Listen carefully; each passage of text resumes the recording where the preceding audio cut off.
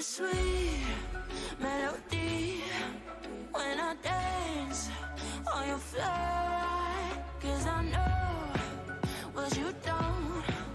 It is me you adore. How does it feel to breathe when you're dead? They've never seen you out of your bed. Cut to the bone, it's broken, I bet. How sad. How does it feel to breathe when you're dead? They've never seen you out of your bed. Cut to the bone, it's broken, I bet. Now come alive with me and quit the jealousy. I know you're bored, I know it's boring me. Now come alive, baby, get out the grave and live. I know you're bored. How does it feel to breathe when you're dead? They've never seen you out of your head. Cut to the bone, it's broken, I bet. How sad. How does it feel to breathe when you're dead? They've never seen you out of your head. Cut to the bone, it's broken, I bet. How does it feel to breathe when you're dead? They've never seen you out of your head. Cut to the bone, it's broken, I bet. How sad.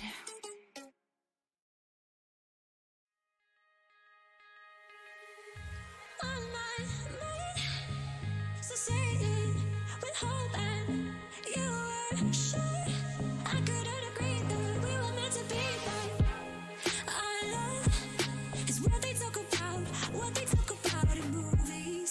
Our love is what they talk about,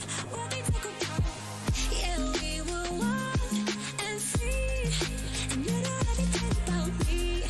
So wild and free, and you know everything about me.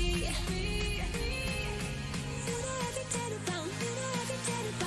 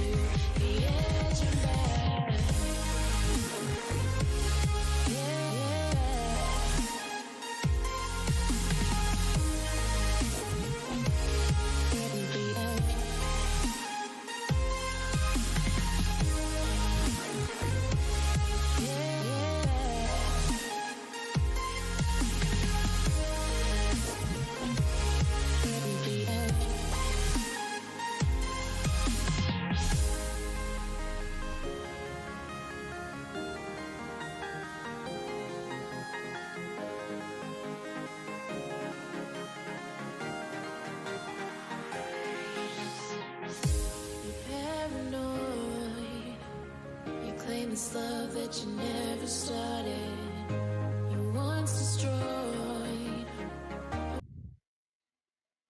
Hello, guys, and welcome back. We are back again with full action, full power.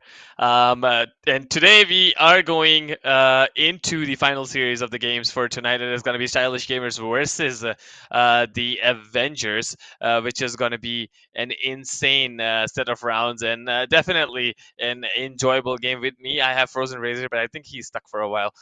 Anyway, we are about to start the game. The toss has been done and we all are very excited about the game. So let me take you guys into the draft, into the draft screen. The game has begun. All right, getting into the game. We have Team Avengers versus Team Stylish Gamers. It is going to be a best of three. And it is going to be pretty much of a fun match that we will be able to see in this game. Hey there. Hi. Thanks for the introduction, O-Dog. It's a pleasure once again to be casting one of the final games for today at least, and it's down to final three teams, right? So Stylish Gamers and Avengers take down on each other, a best of three. Medusa coming out. Have you noticed one thing? As we proceeded with the tournament, slowly teams started to understand that this Medusa pick is like super strong, and they have started to contest the pick as far in the first banning and picking phase itself. And I see Avengers banning Medusa straight up. A lot of respect given to HPK and his Medusa, which carried the previous series for Stylish Gamers. Sand King coming out as banned, which we saw World Fav could do wonderful things around. And yeah, if I haven't missed anything, which I hope I haven't, I just want to add that Tiny, once again, might be one of the early pick or bans along with KOTL. And yeah, there we see the Horseman getting banned out, the Mana Horseman. Uh, so Kaneki drafting for Avengers and Stylish Gamers.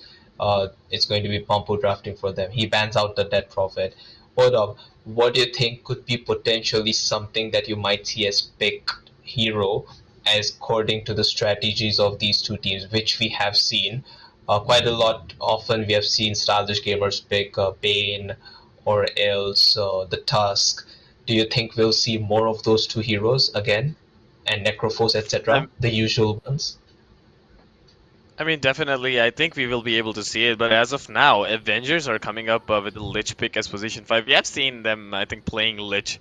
I believe they were the one who picked up Lich the last time when we were talking about the Ice Spire.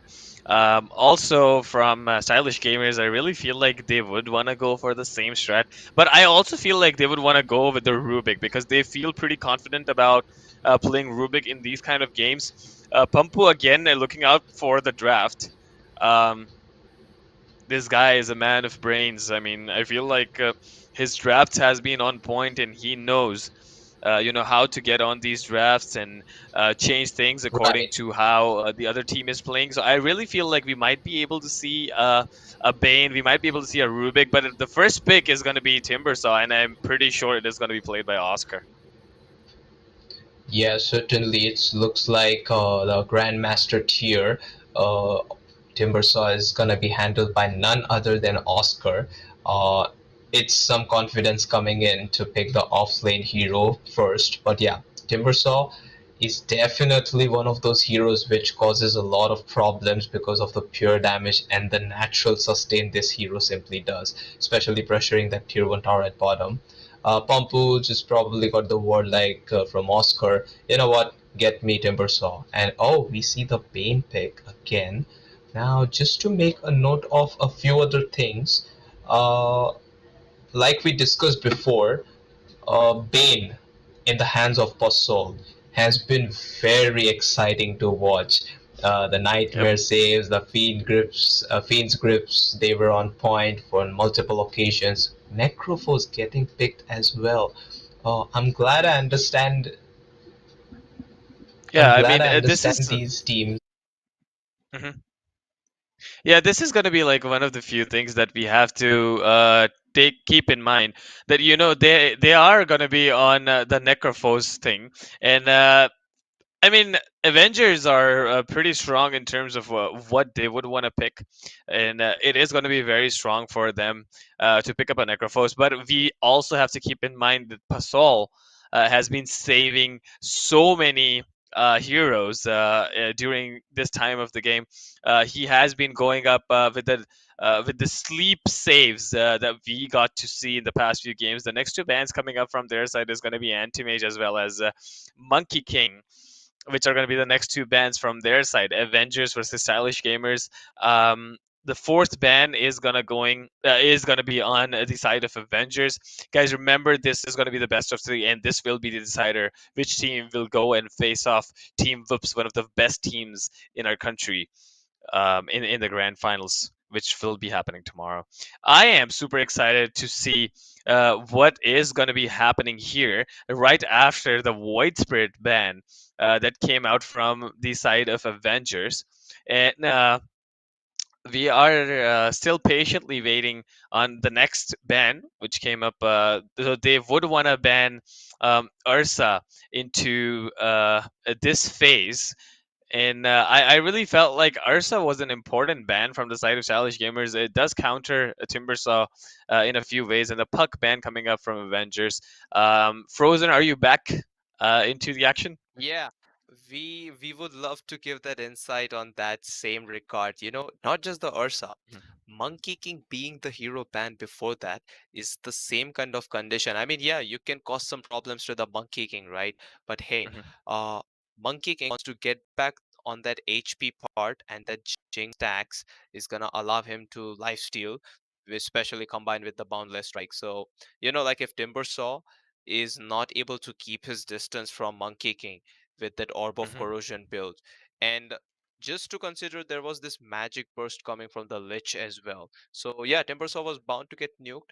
Lich plus Ursa, Lich plus Monkey King. If you look at it with regard to the perspective of Timbersaw, it was definitely causing some problems for Timbersaw. And yeah, that seems like two good pans to make the Timbersaw's game easier, but it doesn't get that because Necrophos has been picked, so Timbersaw, if he's down at low HP, he mhm, might be a victim to Reaper Scythe. For that, they also have the Rubik picked so that they can have the mhm, stolen Reaper Scythe as well as the Nightmare Save exists.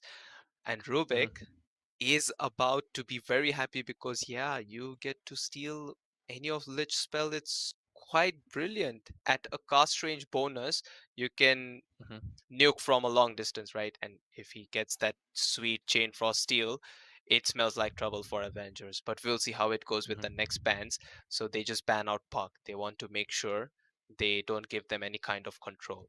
Earth Spirit being picked up by Avengers, a hero that we haven't much seen. I like how Avengers pick these two heroes which aren't that much contested by any other teams. Earth Spirit being one, and the Lich being the second one. Yep.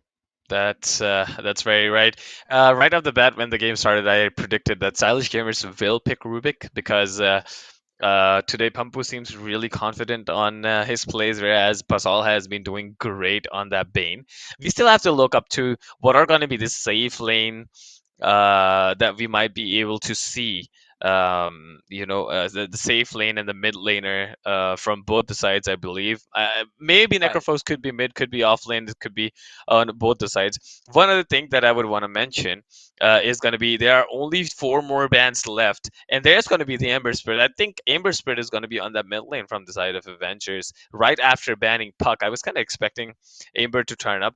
And I kind of believed that they should have been looking up to a very some kind of point target stun, some kind of reliable stun rather than picking Earth Spirit. I mean, I'm not very sure how reliable Earth Spirit is, but like we can see a tiny pickup instantly coming in from Stylish Gamers for the safe Uh, lane. What do you yeah, I think is was going to be just the last about. mid laner from the side of Stylish Gamers this time, Frozen? Well, I'll mention the predictions after a few more bands come out, okay? But yeah, certainly I'd love to advise on this that stylish gamers have a very interesting mid player. It's Master Instinct. We have seen him play almost all of the heroes which have been banned, right? From KOTL to Puck to Hmm. uh the very, very elusive and evasive Ember Spirit, but Avengers. Just make sure that the Ember Spirit is instead taken by themselves. And yeah, just wanted to confirm, yes, the point stun does not exist straight up. It's only Earth Spirit, and that's just one stun. But Ember Spirit has Searing Chain, right? So that's Yep. kind of two heroes being stunned, at least in the team fights without the creeps and summons. So that's something to think about and accept. Batrider gets banned and Lifestealer gets banned. Now I have some prediction points for stylish gamers and Avengers. Looking at the draft, Avengers are clearly lacking some tower damage or some objective damage, okay? They're definitely picking a safe lane carry last. It's possible they won't go for the CK because Chaos Knight is already probably gonna have AoE problems with regard to illusion. Timbersaw, strength reduction, attribute reduction, with the whirling death. Tiny is also having an AoE with that tree in his arm and Aghanim shard, so that's something I consider. Definitely a mistake to pick CK at this point for Avengers. That's how I see it. And they'll ban the Queen of Pain.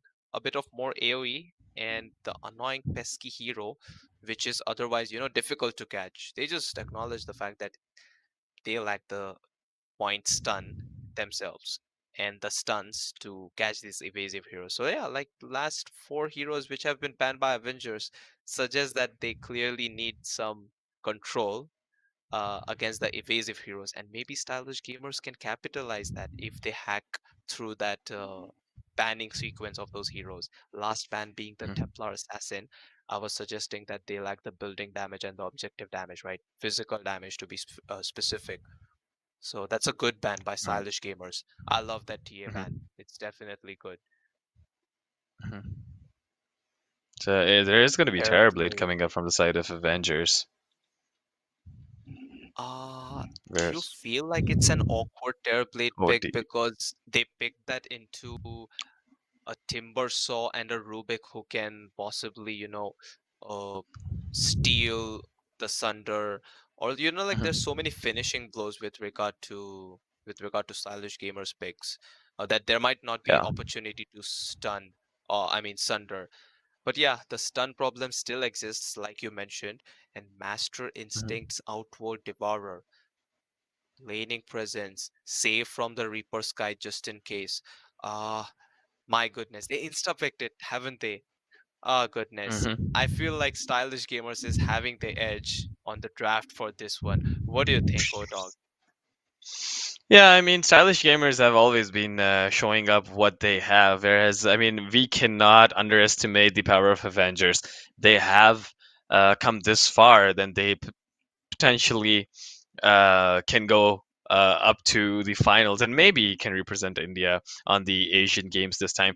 But yeah, I mean, we have to keep in mind stylish gamers are strong as hell, and um, so are the Avengers. I mean, they named themselves Avengers, so that is going to be something that we have to look up to. Well, good luck to both the teams, and may the best one wins. Let me introduce you to all the Certainly. players and the heroes that we have. On the side of the Radiant, we have Lich being picked up by Pegasus. We have MNZ on the Terrorblade. Archmage will be playing Kowlin, or the Earth Spirit Kaneki is going to be on the Ember Spirit, whereas WorldFev has picked up the Necrophos. Going on to the other side, onto the stylish gamer, Oscar is now on a level 30 Timbersaw. Maybe in his comfort zone. Master Instinct, it will be playing mid on that Outward Devourer. Pasal again on the best position 5.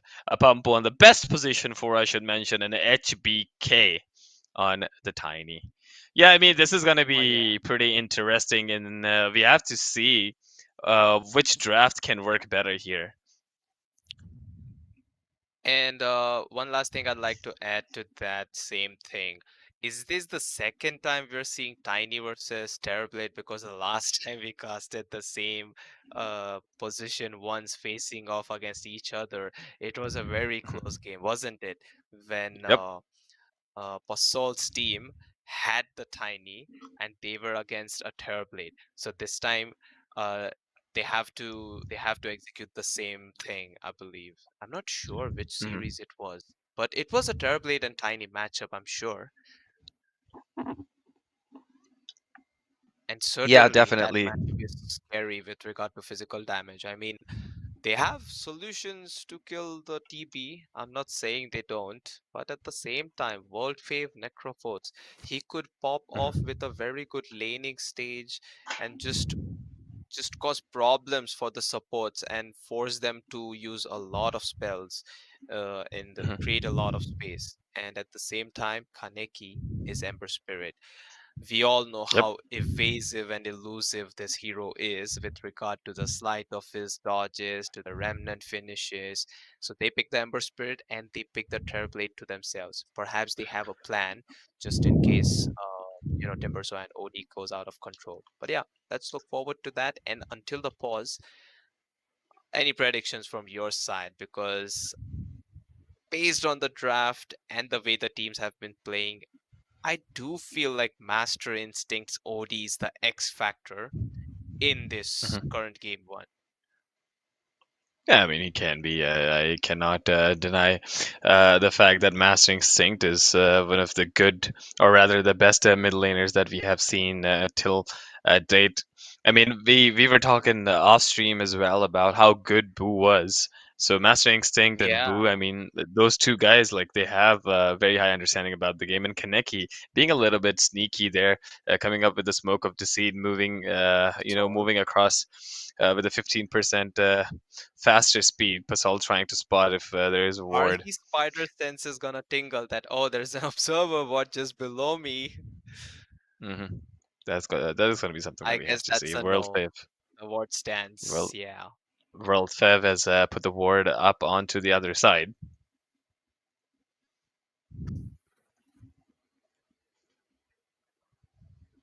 30 seconds down to the horn to blow up for the towers to become vulnerable and the creeps to spawn. Oh yeah, Oh, there you go. it's Master Master Instinct Instinct with has that got it. masterful instinct. Gets the reward done. Yep.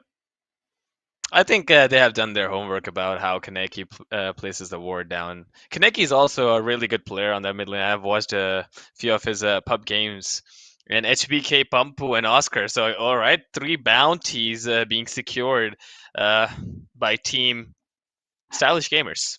It was a bit scary for Team Avengers to contest the bounty runes, is what I assume. Mhm. And yeah, the lack of stun that you mentioned is something that allows one bounty rune to slip from their hands. Uh, Yep. and I think that is something that might become a future problem to control the tiny OD. Mhm. But yeah, only time will tell because the match is underway. I'm not gonna miss any kills, and we're down to the laning stage. Pumpu. I mean, onto the mid lane, if you look at that, the first wave is still around. Master Instinct being very patient. Kaneki has hit level 2, but still, there are two range creeps that we can see. As The Pascal. observer watch solo XP to consider. Oh, deny coming on the range creep at mid. Mhm. Yeah, I mean, you have the advantage. So even after the denial, I believe they will be pretty much on the Oh, similar down XP. below. Oh dog, Pumpu just cancelled the clarity of Pegasus, and Oh, now Pumpu is in yeah, but I think trouble. he will get punished. He is out of mana, but the slowdown of the Mirror Mage is coming into word. Rubik. Oh, yep, Pegasus popping off the Frost Blast and instantly tipping Pumpu as well. There has been a lot of FPS drops that I found on my PC. So I mean, this is not a big issue This is not that the has been only problem the happening. players are facing. Is that what you're suggesting? Ah, Uh, yes, I will agree to that because A few games ago, I think so. I had the similar issue. My game just crashed, so I assume that was the case. And yeah, let's talk about that first blood, okay? The clarity is something that Pumpu went to cancel. Pegasus had mana delivered through the courier, and he had mangoes to himself, right? And Mhm. what did Pumpu try to do is like he saw the courier, so he tried to go for the courier snipe, but the frost blast slowed him. So Pegasus got like 2 hits on Pumpu, his Rubik, and the Mhm. courier could not be sniped. And like you said, he was off position. One MNZ helped get the vision of Pumpu's Rubik where he was hiding Mhm. in these trees with the reflection. That allowed Yeah. Pegasus to just, finish him off with the magic stick charges that he used. He was down to 100 mana. Just that one charge allowed him to get that extra mana and Frost Blast secure that first blood. Micro Mhm. movements like these are so very well calculated by these teams. And a quick tip also coming out. Hopefully the tips are not over because always good to have some off-game drama or voice lines here and there. Oh, and look, all the first blood money has been bought for heavy region by Lich. If you just Mhm. click at him, Pegasus, Yep. 3 mangoes, one set of tango, one clarity. And a sentry ward. Yes, resources for camp blocking. Mhm.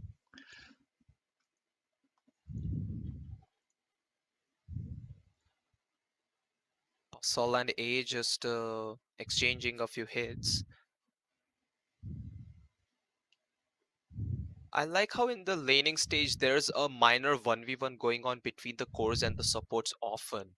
Uh, that's something I've noticed quite a lot. And then when it becomes a 2v2, that's when the killing begins.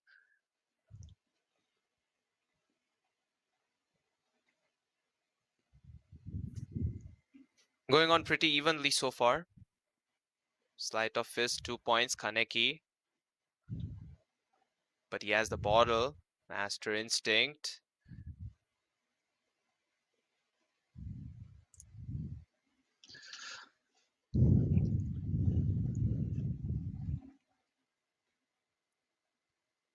It's looking as if Master Instinct is kind of winning at mid lane. No, he's not. Mhm. But he has the creep wave to yet to take care of. Oh, bottom lane. Yeah, Basalt. Kaneki has been doing great on that mid lane. I mean, if you look at the last hitting, it's a 13 to 9. A little bit far away, Master Instinct, but definitely once he hits the timing. So onto the top lane we go. There's going to be a sleep on Necrophos. Worldfev is trying to run away. HBK is also going to be very low there, but won't be able to secure the kill. And a Sal gets used by Basalt to make sure HPK is back to healthy HP levels. Um, do you like this build by Oscar, which is no points in reactive armor? It's something I haven't seen since Dota 1 days. I mean, that's that's quite the brave move, but at the Mhm. same time, he has a ring of health and a ring of protection. The defensive part of extra region is there. Oh, Terrorblade pops meta. And Pumpu will be able to secure the kill onto. Oh, Pegasus will be able to secure the kill on a Pumpu. Whereas the Yeah, the top moment they lane used is getting. metamorphosis, I smelled like some blood was Oh, about to yeah, spill at Pasol the is also gonna go down lane. to Worldfev in a self pop up onto Archmage. Oh, mangoes delivered by Pumpu to Oscar Skindler's Timbersaw. He's having half mana. He was down to 0 mana nearly. Maybe Mhm. some extra regen. Pumpu. He's level Yep. 2. He has skilled up Mhm. this raindrop because he knows how much Pegasus loves to blast with the frost blast on him. Mhm. Yep. Delivery Pumpu is for looking out Master for. Instinct that it's gonna be Ring of Health. He's gonna go for the Meteor Hammer build. Mhm. Or roll in at mid. Yep. Kaneki is gonna take a decent amount of damage there. I will be able to survive, and so did Outward Devourer. Whereas Wolfave, however, Pasal is gonna hides. go down. Oh, Pasal is gonna kill World Fev there on the top lane. Oh, the timing. I mean, you saw Earthspirit rolling in at mid, right? And that's the exact Yep. moment when they become aggressive on Voltfave. Man, the Mhm. way they hit the map Well, bottom lane, information. Pampu is gonna get super slow there. MNZ is looking out for the right clicks and will be able to secure the kill now. Oscar is looking out to jump in, but he is out of mana. He would require some mana in this lane, and Pegasus giving so much of damage from the Frost Blast. Harassment guru Pegasus with Mhm. that Lich, I must say. He really knows how to, make the life of the position 4 in position 5. Mhm. Oh, Master Instinct coming And Master in. Instinct joining in. Would want to take the kill of Pegasus. Let's see if he will be able to secure it. Pegasus running onto the high ground, the slowest, really slowing him down. Pegasus would want to deny himself to the creeps. Will he be able to get it? Oh no! Master Instinct won't be able to get it. An instant tip coming in from Pegasus. That was beautifully played by Pegasus, I must say. Oh, D-Ward coming in by Master Instinct, but heads up play by Pegasus, man. He lost no XP and he wasted the rotation of Master Instinct. In a way, at Mhm. 6-minute mark, he has created some space for the Ember Spirit by denying himself to the neutral creeps. Yep. Beautifully done by Dhruv. That's his real name, by the way. Pegasus, that is. Oh, the denial of the Oh, top sentry. lane. Again, one more time. Pasal seems to me a little bit in trouble. We'll look out for a backup. Oh, just snatches the last hit HBK. of that Cobalt Oh, the mid Master. lane, the dive is gonna be real, and they will be able to secure the kill on Master Instinct. Right, seemingly a hard laning phase. That was Pegasus also arriving at mid, right? Mhm. 2-1-2, and the one death is actually from the neutral camp. So, in my opinion, or in my eyes, Pegasus is on a 2-0-2 spree. All 4 kills out of the 5 have been something he had involvement around. Oh, Yeah, HBK 80% of the at kill top. participation is pretty good. HBK seemed out for the toss, did not work out well. It's pretty good, on a position 5, you have a 80% kill participation. Yeah, So it's very and decent. Timberson now just got his Vanguard up, so it's gonna do the thing that offlaners do. Cutting Mhm. waves, forcing the position Top 1. lane, Pasal is getting stacked up. The brain tap, all right. World Fiv will come in with the Reaper side. Will they be able to finish him off? Yes, they will. HBK with the right click damage, but the Fairy Fire pop up alongside the Magic Stick will be able to save him. Oh, look at this. Warfare is back to Master full Instinct mana. casting the meme hammer, and Kaneki will easily be able to dodge it. Bumpu coming in, pulling him back, but there is going to be the Fire Remnant. He's going to give a little more damage there. Pegasus also TPing Oh, onto he the mid got lane. astraled, but nothing He to got the follow up second on. Astral. Yeah.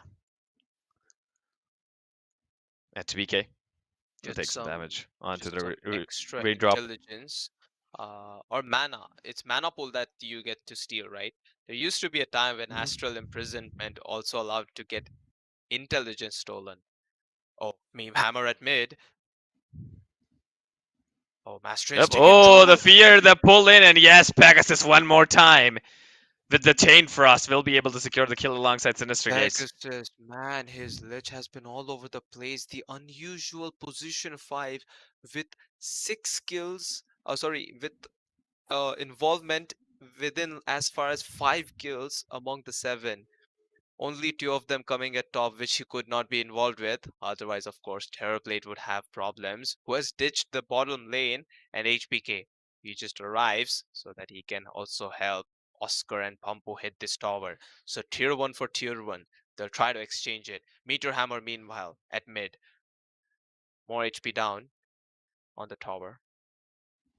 I mean, even the Master Instinct is dying a bit. He will still be able to, hit the tower down. And look at this. The biggest last hit fish in this map right now is Terrorblade. 76 Yep. last hits. Almost without any farming item, or it's just Conjure Image he's efficiently using. One Mhm. MNZ. out with a very good start. And I like this item built on Terrorblade at Yep, mid lane. mid lane. There is going to be the initiation. The damage output from Oscar is going to be big, but he is going to miss on to the Timber. It still will be able to go in. Tries and escapes back right in time. Master Instinct is also going to be pretty low there. Reaper's Sight is up. Pumpu is also level 6. We might be able to see some good steal from his side. Patiently waiting there. Oh, And Major wow, the Hammer, meme this time with the hammer will be connect. looking out for the cast. Oh no, will they be able to finish him off? Yes, they will. With the Sanity Eclipse now looking out for a pullback. Pumpu secures the Frost Blast, and Pegasus is going to take a decent amount of damage. Will they be able to finish him off? Pegasus is trying to run away, and he will be able to escape Did from you the team fight, catch whereas it? Timbersaw is looking out for an escape as well. The Magnetize is on everyone, and Pasol comes in from behind with the Fiend's Grip. Will the damage be enough? And yes, Kaneki is going to go down. And the Magnetize again connecting on to Pasol, trying to sleep himself right in time. Oh, the save from Master Instinct. Master Instinct is going to be also very low. Pasol is going to get pulled in and will go down. The stun from HBK from behind. Pegasus goes down, secures the killing spree, and some extra gold in his bag. Two men down from the side of Team Avengers, whereas Pasol goes down for the next 12 seconds. HBK with that beautiful wraparound, like he just makes sure, oh, maybe I can get this lich, and he does with the avalanche and tree throw. That was a beautiful save, by the way, Basol. He tried his best to escape, but hey, he got the mission done. He had gripped the big bad Ember Spirit, and with the brains have he got that finishing blow Mhm, on Ember Spirit. So that was beautifully done, and I mean, it was the finishing blow taken by the Timbersaw with that mhm. Chakram. But yeah, big disable coming in from Pasol at mid, and off we go to some downtime because, of course, cooldowns, they'll work around it. And meanwhile, the Vision game continues to get better, Yep. especially for Team Avengers, who are playing so aggressively in the jungle of Dire. They're letting Pumpu roam around mid lane for a bit, trying to secure whatever experience they need. And like we have been watching, it has been a dual or a double mid all the time. Whereas if you look parallelly Mhm. onto the map, MNZ is onto the top side, whereas Watch parallelly out for HBK is Pasol. farming there. And yep, the Reaper sight comes into play. Pasol is gonna put World Flame into sleep. Pasol will be able to escape. There's gonna be Magnetized. Will they be able to get him? Oh wow, the Astral right in time. Pumpu's gonna go down there, but Pasol will be able to survive. Does have the Fiend's grip. Will be able to use it. Yes, they will be able to turn it around. Kaneki goes down, and yes, Oscar will also be able to secure the kill onto Archmage. And now Pegasus on the run. Master Instinct does have the Astral Imprisonment and the Meteor Hammer. Sanity Eclipse also getting off cooldown in the next 4 seconds. Let's see if the chase will happen. Timbersaw a little low on that HP. That was beautifully played by Timbersaw. I know we had split skirmishes happening in the same team fight, but I was watching how Earthspit was something that Timbersaw wasn't allowing to escape. He made sure that he tracks him down even after the rolling boulder and the roll away. He chased him with his Timber Chain and the whirling that got the finishing blow on the Earthspit Archmage. He had a very huge ultimate over there, but the stolen heal bought some time uh, for Pasol, who was initiated originally in that team fight. But yeah, overall, well done by Team Avengers as well as by Team Stylish Gamers, because they just had to answer some kind of aggression with some counter aggression, and all this time, Terrorblade as well as Tiny, they were both farming. My goodness, Terrorblade Yeah, hitting and the 10 CS mark very soon per minute. so What has been also what look has at he been up? look at Master Instinct trying to buy the Hand of Midas, understanding the fact that he is lagging behind a little bit and he won't be able to farm that much because he consistently has to stay mid. The itemization is so good from his side. There's M and Z onto the top lane. He's looking out to get the Mantis style, I believe. Uh, he is a little far away. Yeah, he is. Just picked up by Asha. There's 8k gold in MNZ's bag, and the second top lead is 2,000 gold behind, which is going to be Tiny. HBK. Archmage. It goes a little close. Archmage backs off. Pampu is gonna stay under Oh, Pegasus the just vision. standing beside. Almost felt There's like gonna be he the was floss AFK. blast. Mhm. Oh, Oh the roll in yeah, coming in. look at that. Airblade The is roll here. in, but the damage output is gonna be so big. The break is gonna be there. Rubik looking out to pick up someone. Maybe Pampu is gonna go down. The sleep being Oh, they cancelled just as well. can't Master stand here Instinct. with 5 heroes lurking while Tiny gets Yep. needs to get his items. But yeah, Right, they'll try to Master get some return Instinct kills with the Thunder diving in. Hammer. Will might be able to secure the kill. Back on the first damage coming in from Timbersaws. It's gonna be so big. They're gonna find one more kill onto Tiny. Pampu's gonna get a little low there. Rolfave being stuck. Pegasus is also gonna get super slowed down there. It is gonna be the second kill into it. The Magnetize Oh, connecting onto all of them. Pasol trying to leech out the brain sap. Sleeps himself into the nightmare. Triple kill for Oscar. It was that was so good here. huge chaos. My goodness, they got the Wow. Terrorblade burst. They just didn't let Mhm. him sunder. And did you see Kaneki slip away at just 10% HP? Just Mhm. beside that observer ward. He got the Rubik kill and he started escaping. They posted down Terrorblade. Sure, that was a beautiful magnetize. It was, spells after spells, which just made it a momentum exchange in the team fight with regard to Mhm. damage. But Yeah. I would say overall, Timbersaw got the best out of that team fight. And the tower still stands. Metamorphosis was used up, so Terrorblade, he has no other choice but to go back to the jungle where he was having the best farm of his life. And perhaps the BKB on Terrorblade will change something about the game. Let's see what he itemizes. He has 2k gold in his bank Mhm. account, a One gold other thing that I account. would want to mention, Pampu did buy back and was able to survive in this team fight and made a huge difference. I mean, they were 4 versus 5 and Pampu dropped by in. And again, look at that. The moon chart build coming up Oh, from smoke wrap HBK. around. They smoked as a 4-man smoke. Pegasus broke the smoke and he is going to get sandwiched between all 5. And the burst damage from Pampu will be able to secure the kill onto Oh, the Pegasus. return tips. It's becoming personal.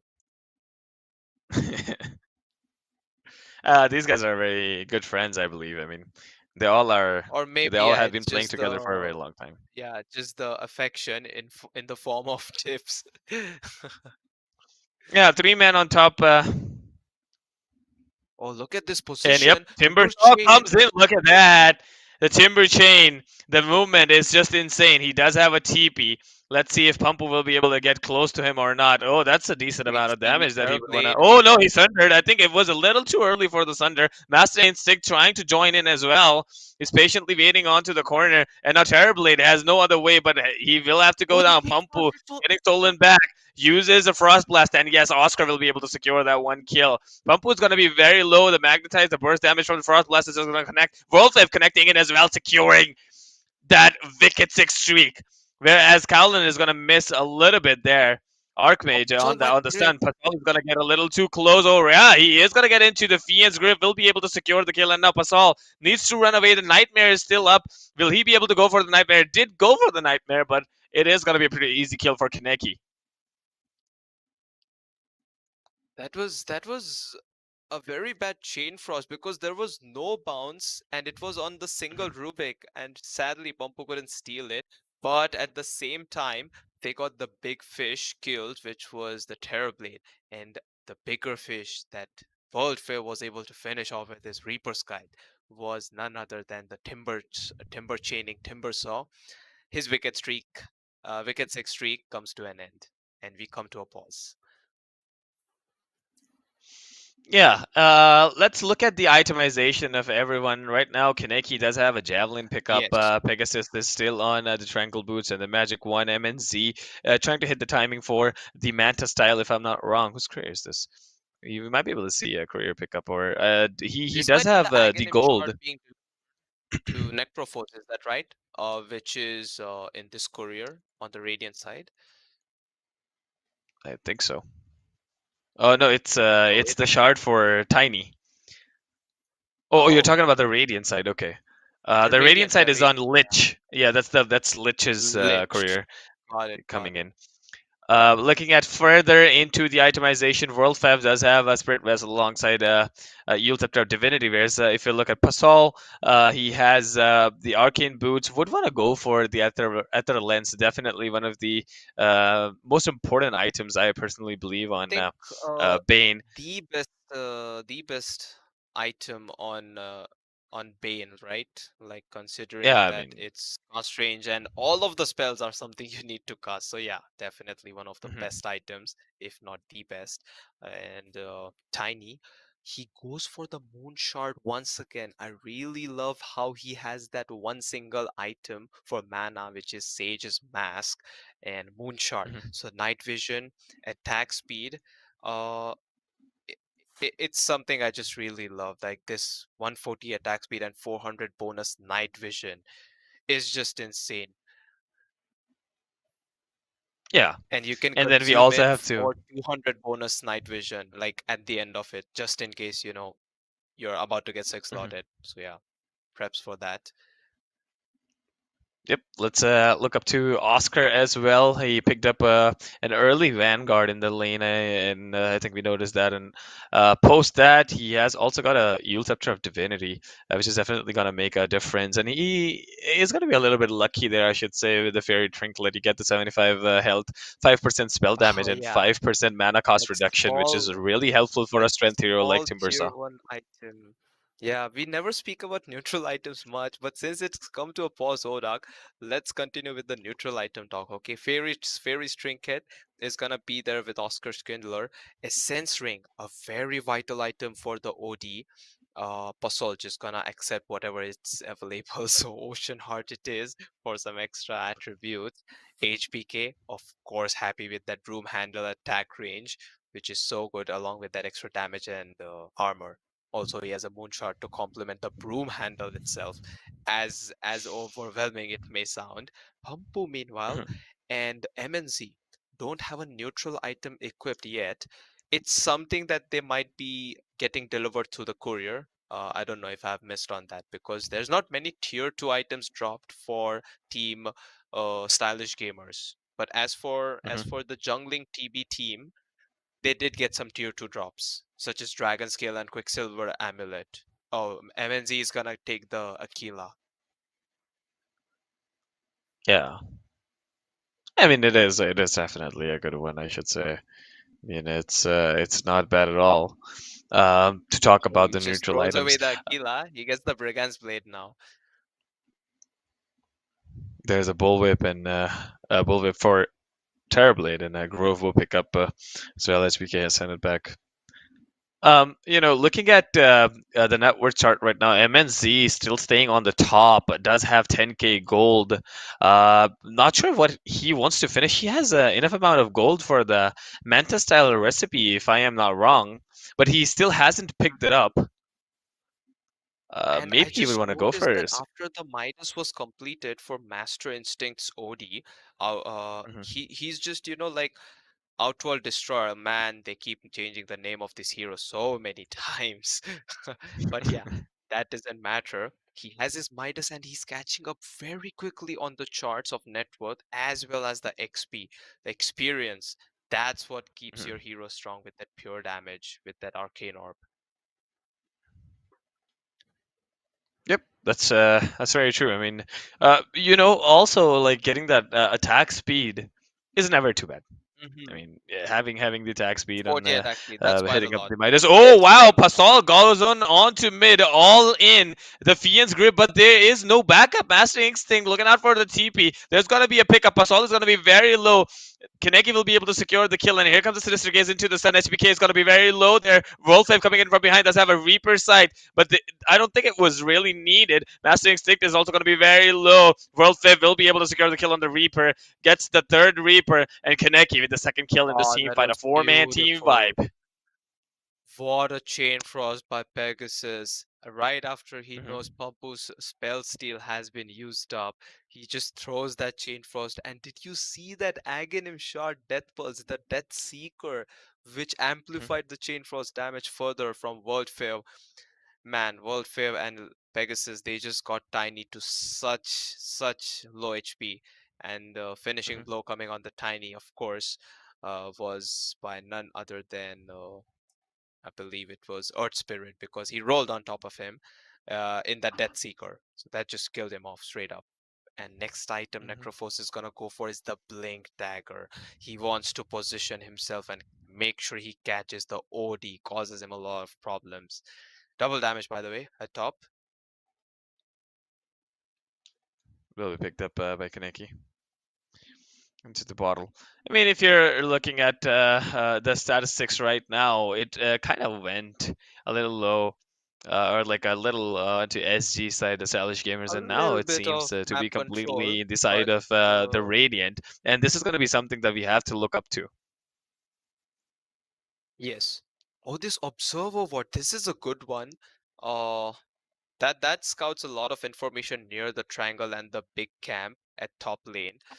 Meanwhile, HBK, he loves to play around the bottom lane region. He plays there more often than in his own triangle because, he feels safe as long as he sees Mhm. heroes here and there. Of course, a smoke coming in. Lich Three-man smoke and versus smoke. Archmage. Worldfev is going to break it, and so will Basalt Smoke. Will be broken up. Observer Ward put down by Lich King Blink there now on the. completed on World Fev, and we have an Eye of Skadi on Terrorblade. He's not going for a BKB, by the way. He just wants to put in a lot of amounts of HP. The confidence is good, considering he's gonna he's gonna be the tank later on to hit the buildings as well. So I love that build. He has Manta style and Satanic queued up. What do you think about that, Odog? I mean, picking up the Manta style is also going to be something that we need to look up to. Right now, we have the Eye of Skadi is something which comes into practice from their side. Onto the bottom lane we go. World Fev is going to be there, and Oscar will have to go back. Looks like one of our viewers in the YouTube live was requesting for the last hits because they just want to see how many last hits exactly the Terrorblade has. Uh, Mhm. and I'd like to mention that they have 264 last hits, the Terrorblade, and it's 24 minutes in, 10 CS per minute. Yes, sir, indeed. The Terrorblade is doing it with regard to farm. And bottom, we have 4 heroes. They might be heading on deeper into the jungle of Radiant. Yep, and Pascal gets But the spotted D-ward is there. done. Looking out, and the fear is gonna be there. Pascal gets stuck between four, gets sandwiched. World Save will be the one securing the kill there. That's a costly D-ward done there, but I am sure the vision taken out will be fruitful in the later stages of game. But yeah, a quick smoke coming after they pick off Pasol, and they're heading out towards, they're pointing towards the jungle, which HBK wants to farm next. Yep, and yep, there is gonna be the BKB. Oscar is gonna be there. Timbersaw is gonna be A really BKB low. burned up by Oscar. That was a 9-second BKB, by the way. First charge used up. Oh, jump in. HBK will come in with the Avalanche Toss combo. Will be able to secure the kill there. Whereas now Terrorblade is Oh, gonna get buyback. into the sleep, but the silence onto Bane will be a big payoff. Will he be able to reposition himself? No. Wolfev is gonna jump in. Kaneki is also gonna dominate onto Pampu Pasol, and Pampu. Both of them are gonna go down for the next 40 seconds. They both get the dominating streak, and oh, this looks like a misplay. There was a fortification used by Dyer. Is this an Mhm. alarming thing if you're team stylish gamers? Because yeah, you do have the creep clearance there, but does that does that mean like Roshan is open or some kind of objective is still open? Because looking at the creep position and the map position, only a tower was taken down, and that was done at bottom. All right, the fortification is up. The tier 1 tower is what was being hammered by the Trailblade illusion Mhm. at bottom. Yep.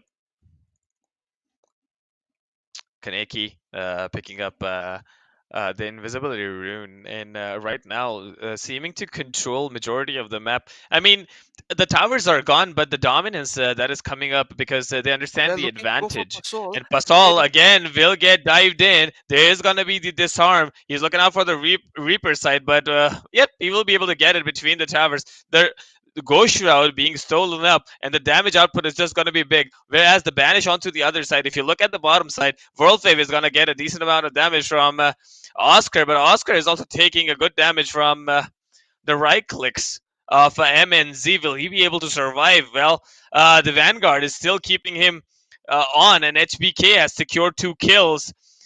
MNZ will be able to kill Oh Oscar, whereas the goodness, big kill that being was such. secured That was. by Yeah. HBK onto Kaneki. There was such a split apart fight, right? Like after they got Pasol, uh Rubik was not able to steal the Reaper Scythe. A heads up play by World Fail. So quick to click the Ghost Shroud. That's what he gave to the Rubik. And Mhm. that just helped Rubik to die sooner to the Flame Guard. Oh, this is a setup. Oh, they're just gonna nightmare off each other and continue to take tier 2 at mid. So after that fight, uh Ember Spirit started hammering. Oh, there's a jump. Is Yep, this a there Dead is Earth gonna be the Spirit? jump, and HBK will be able to secure that 1 kill. The cash from Pasol, getting onto that Ether lens, the pickup, and HBK with the right click securing the double kill onto Beautiful return himself. kills.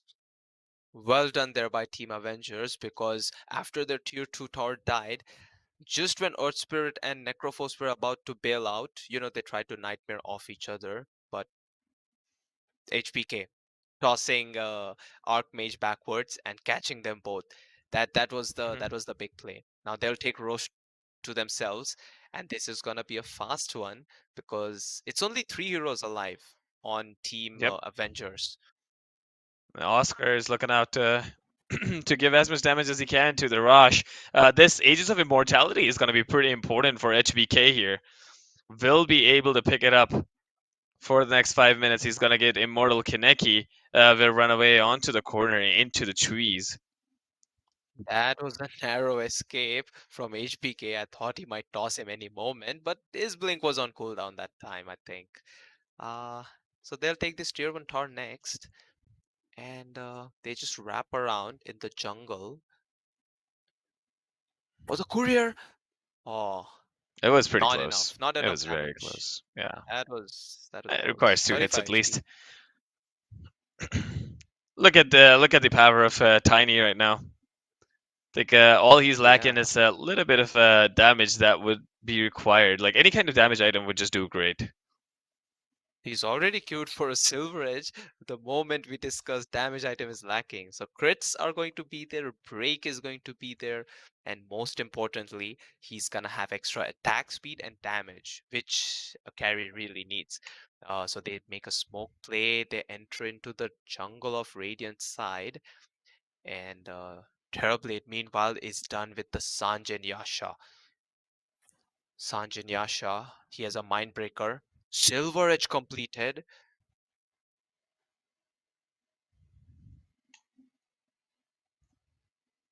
Oh, they're pinging The Terrorblade's invisibility. position. Yep.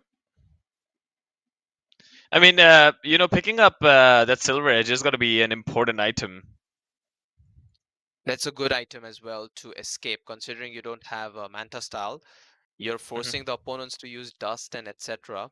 And not just Yep. that, you have a break to kill off that big bad Timbersaw, who is supposedly a good counter to Terrorblade, at least the illusions. Timbersaw just loves spamming his spells.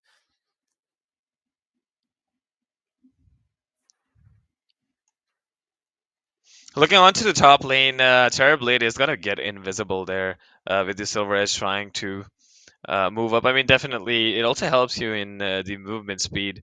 Movement speed is also pretty important for being efficient in this game. I mean, you have Yes. to walk from camp to camp. I mean, if You you have wanna cleared the run jungle, away you want to from go back from where you Timbersaw. started. It is going to be really helpful for them. Yeah. Let's not forget how Terrorblade ran all the way at top back in early game when Timbersaw Mhm. was chasing him. Yep. Or And taken down HBK very has quickly. secured They go another. tier 2 tower for tower, and HBK Yep. still has his Aegis. Only Kaneki TPing Mhm. down for now. Oh He yeah, might get there are going to be three tossed. more Oh, TPs. flight of his connects. Never mind. Gonna be all the 4 TPs coming in onto the bottom lane. Some minor chipping damage at the tier 3 at top against Team Stylish Gamers. And Pasol just wants to plant one last observer ward before they exit this area, or they are just making a fake back play. They might lure Radiant into thinking that they're back, but Waldfave, he's the one who's farming this camp. They can see it. Yep, there is gonna be the stun into the toss, and the right clicks. Worldfev is gonna go down with the help of Oscar. Oscar will be the one securing the kill there on Worldfev. There's this vision coming in from Pasol, delivering that world fail kill. He's denied by the illusion of Terrorblade. That was pretty cheeky by one MNZ. And Kaneki continues to pressure at bottom lane. That's the next prey that Radiant Dire is looking for next. Pasol might be able to catch him. Oh, so close. Yep. Kaneki, he just could feel it that somebody's lurking in the trees.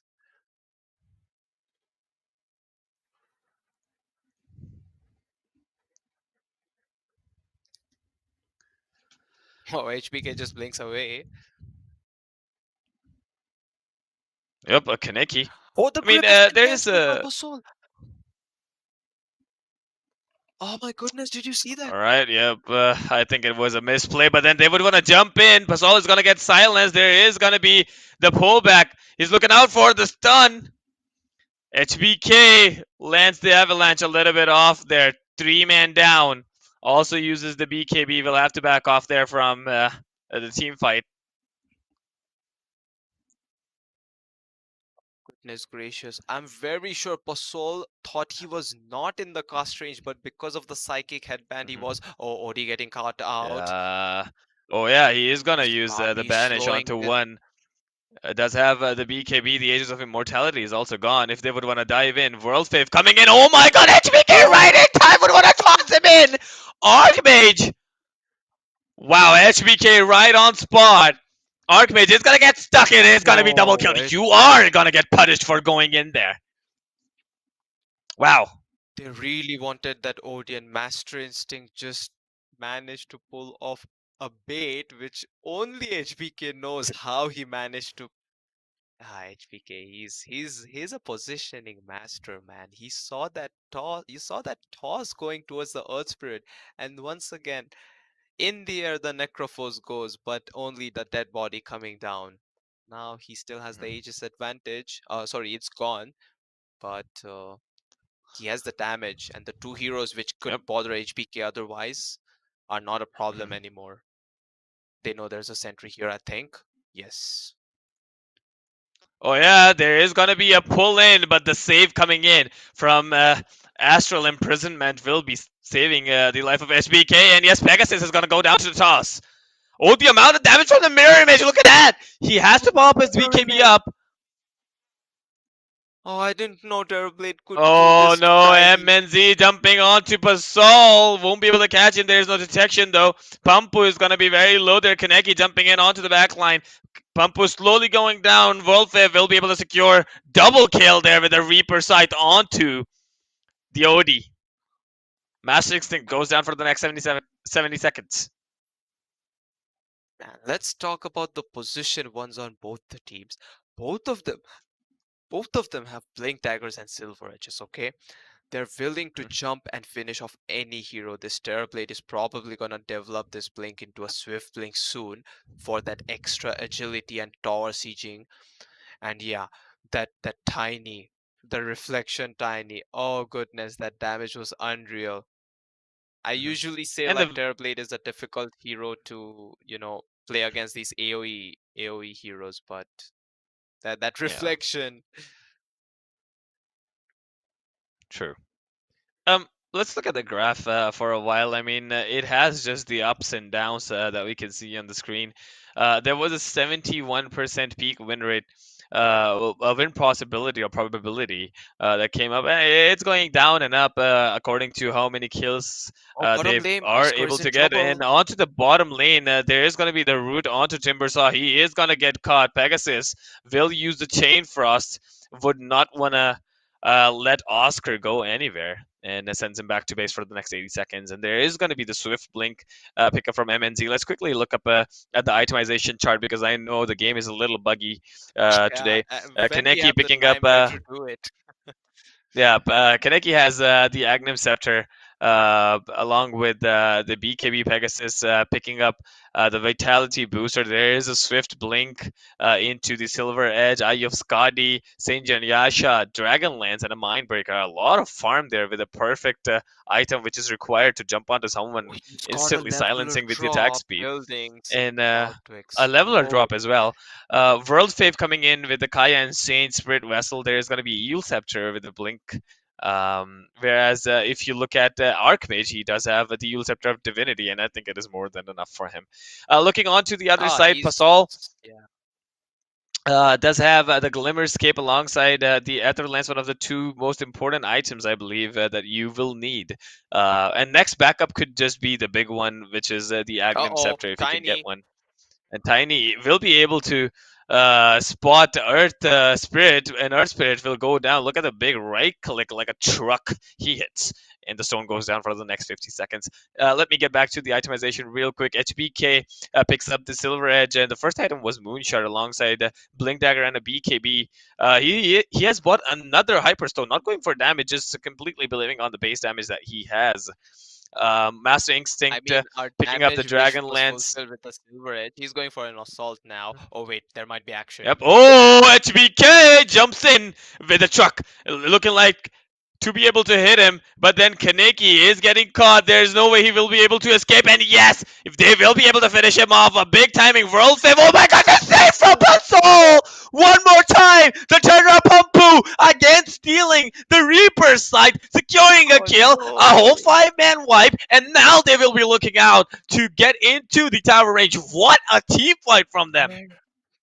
There is no buyback on the Terrorblade in spite of all that farm and the counterplay coming from the OD Sanity Eclipse which just Oh, deleted Ember I Spirit. think they will be able to finish off this game. HBK They has a will. hell lot of damage. They should be HBK finishing up has the too game much already. Here damage. comes a There's the leveler. fortification. The HBK jumps in, will get the Stone Age down as well. The I Earth Spirit think is down. it's HBK over. would want to finish off the game. They would not want to. They are going for the finish up. They would want to finish up the game. HBK is going to be a little too low there. They are kind of scared. I mean, they're scared of the Lich spawn and the fact that, if they have buyback and they're forcing to commit you that much. But yeah, that's enough building Oh, damage. wow. Roll timing in their I favor. believe they are Level just up. lucky enough that Necrophos had a buyback to scare them away. Yeah, yeah. The discipline coming from Team Stylish Gamers is just insane. And let's talk about that big save again and the turnaround Reaper Sky. Like, God, crazy. That was so much Craigasm to watch. And now they're just taking down Roche. So no extra lives for Team Avengers. HBK, almost done with the assault, has a buyback.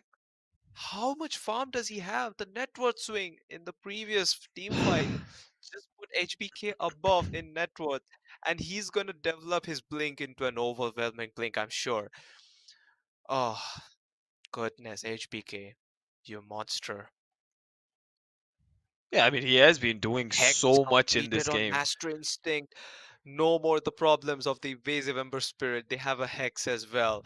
That counters the I think they will Terrorblade be able to too. jump on the Amber. Pasol Oh, the grip! instantly going up for the ulti. They would want to close him down. Pumpo with a Reaper sight in 100 seconds. He's going to be down. Pegasus is Chain going to for use speed! it, and he will be able to steal it. Master Instinct with a big time save. Pumpo is going to stay safe with the stolen ulti. They will be able to secure 4 kills. What in the world is that turnaround from Stylish Gamers? Oh my MNZ god, versus two the world. kills. There are absolutely no buybacks. Will he be able to defend this? There is no creep wave. The creep wave is slowly approaching. HBK has finished up onto the top tower. They would want to finish Oh, up they're the game. starting There to are no come to buybacks. kill banners. MNZ still staying in. Would want to try and finish off the game. HBK coming in with a big time hit. I don't think they will be able to defend it. And now HBK wanting to close the game. They are hitting the Ancient. The buyback coming in from the Earth Spirit would want to try and defend this tower. HBK pops up the BKB and will be able to end this game. What a turnaround from Stylish Gamers. Game number 1 being secured by Stylish Gamer. What a freaking comeback into this game. Two team fights. Oh, dog. It was only two team fights and one Roshan. And that's how it all went down there. Oh, this graph is not gonna look good, man. You have a look at it yourself. Look at that dip. That's the Great Depression from our economic times from 2007. Clearly right there. Unbelievable. This is just so insane. I am This so out of words from the save of Master ah, Instincts, from the save of Pasol, from Pampu stealing that Reaper site using very effectively on 2 of them. Even like I'm gonna commend MNZ. I mean, he played so well. He was able to turn the game around. He was standing so strong. World Fair with the early game dominance. Kaneki, what a player this guy is. Went in into the early game, but those two exact team fights that we are talking about is just so big. It's just so insane. And look at the graph. Look at that graph going into Stylish Gamers. Wow. yes, it's I don't know, like I'm out of words, man. Hey, you know what? These players, they make the task of casting so much exciting and at the same time so much difficult. Those minor details, all of this happens in milliseconds matters, and we Mhm. have to break it down until the post game. I mean, God, man, these players, they're definitely making the country proud without already heading to the location from where they're supposed to do it. And a heads up play. I just want to take time to congratulate Team Stylish Gamers for Game 1 victory, and at the same Definitely. time appreciate Team Avengers, Pegasus with those early game kill involvements, the harassment, the amount of chain frost damage he dealt. Like, he was the guy Mhm. who caused so much problems in laning for a Yeah. grandmaster tier Timbersaw. Let's not forget Kaneki winning a lane against Mhm. OD as an Ember Spirit, Definitely. and that was without getting any rune advantage or kill advantage. It was purely on the Yeah. basis of shuffling those water runes, power runes, I mean, resource management in general. Mhm. And hats off to MNZ, one MNZ. What a guy. He had knocked the door of the 10 CS per minute mark on the Yep. farming skills, and he, Mhm.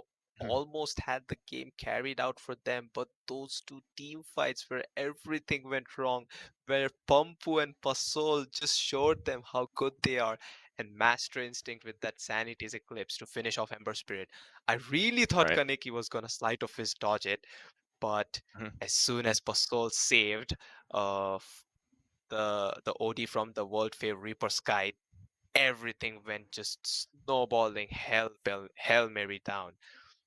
And Mhm.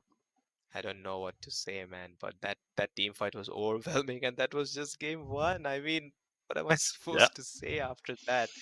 But we'll be shortly back with a break. Game 2, stay Mhm. tuned.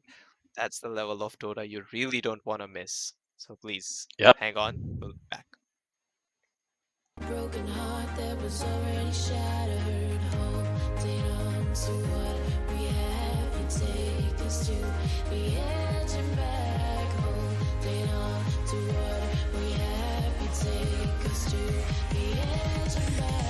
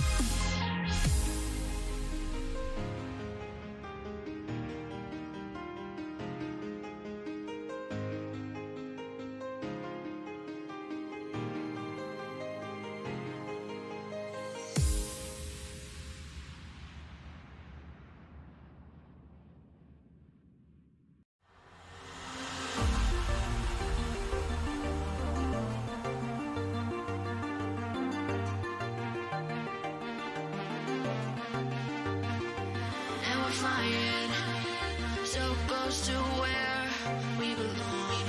And we're trying to go somewhere new. And I try to crack this iceberg open till it shatters through the ocean. I wanna make shockwaves. I wanna make shockwaves with you. Gonna move the ocean current till the waves flood what's been burning. I wanna make shockwaves.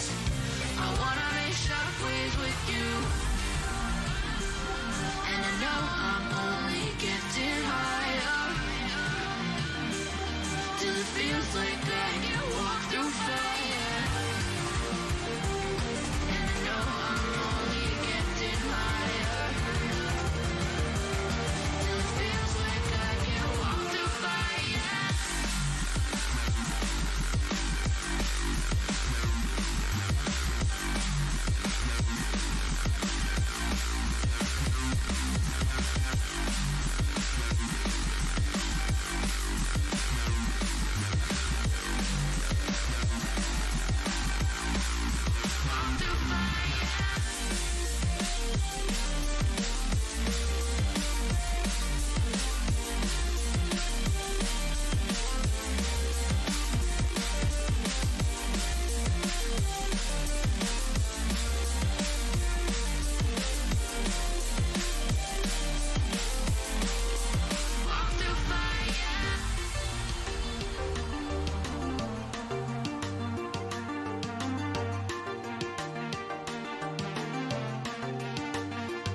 Trying to step back and see the view from above, 'cause I know that nothing lasts forever.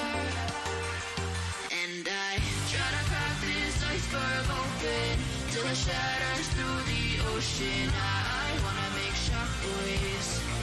I wanna make shockwaves with you. Gonna move the ocean current till the waves flood what's been burning. I wanna make shockwaves.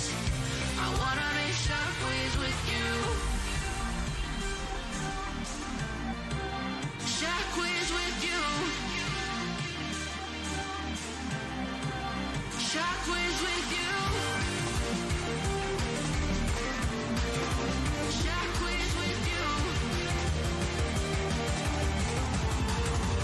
Shockwaves with you.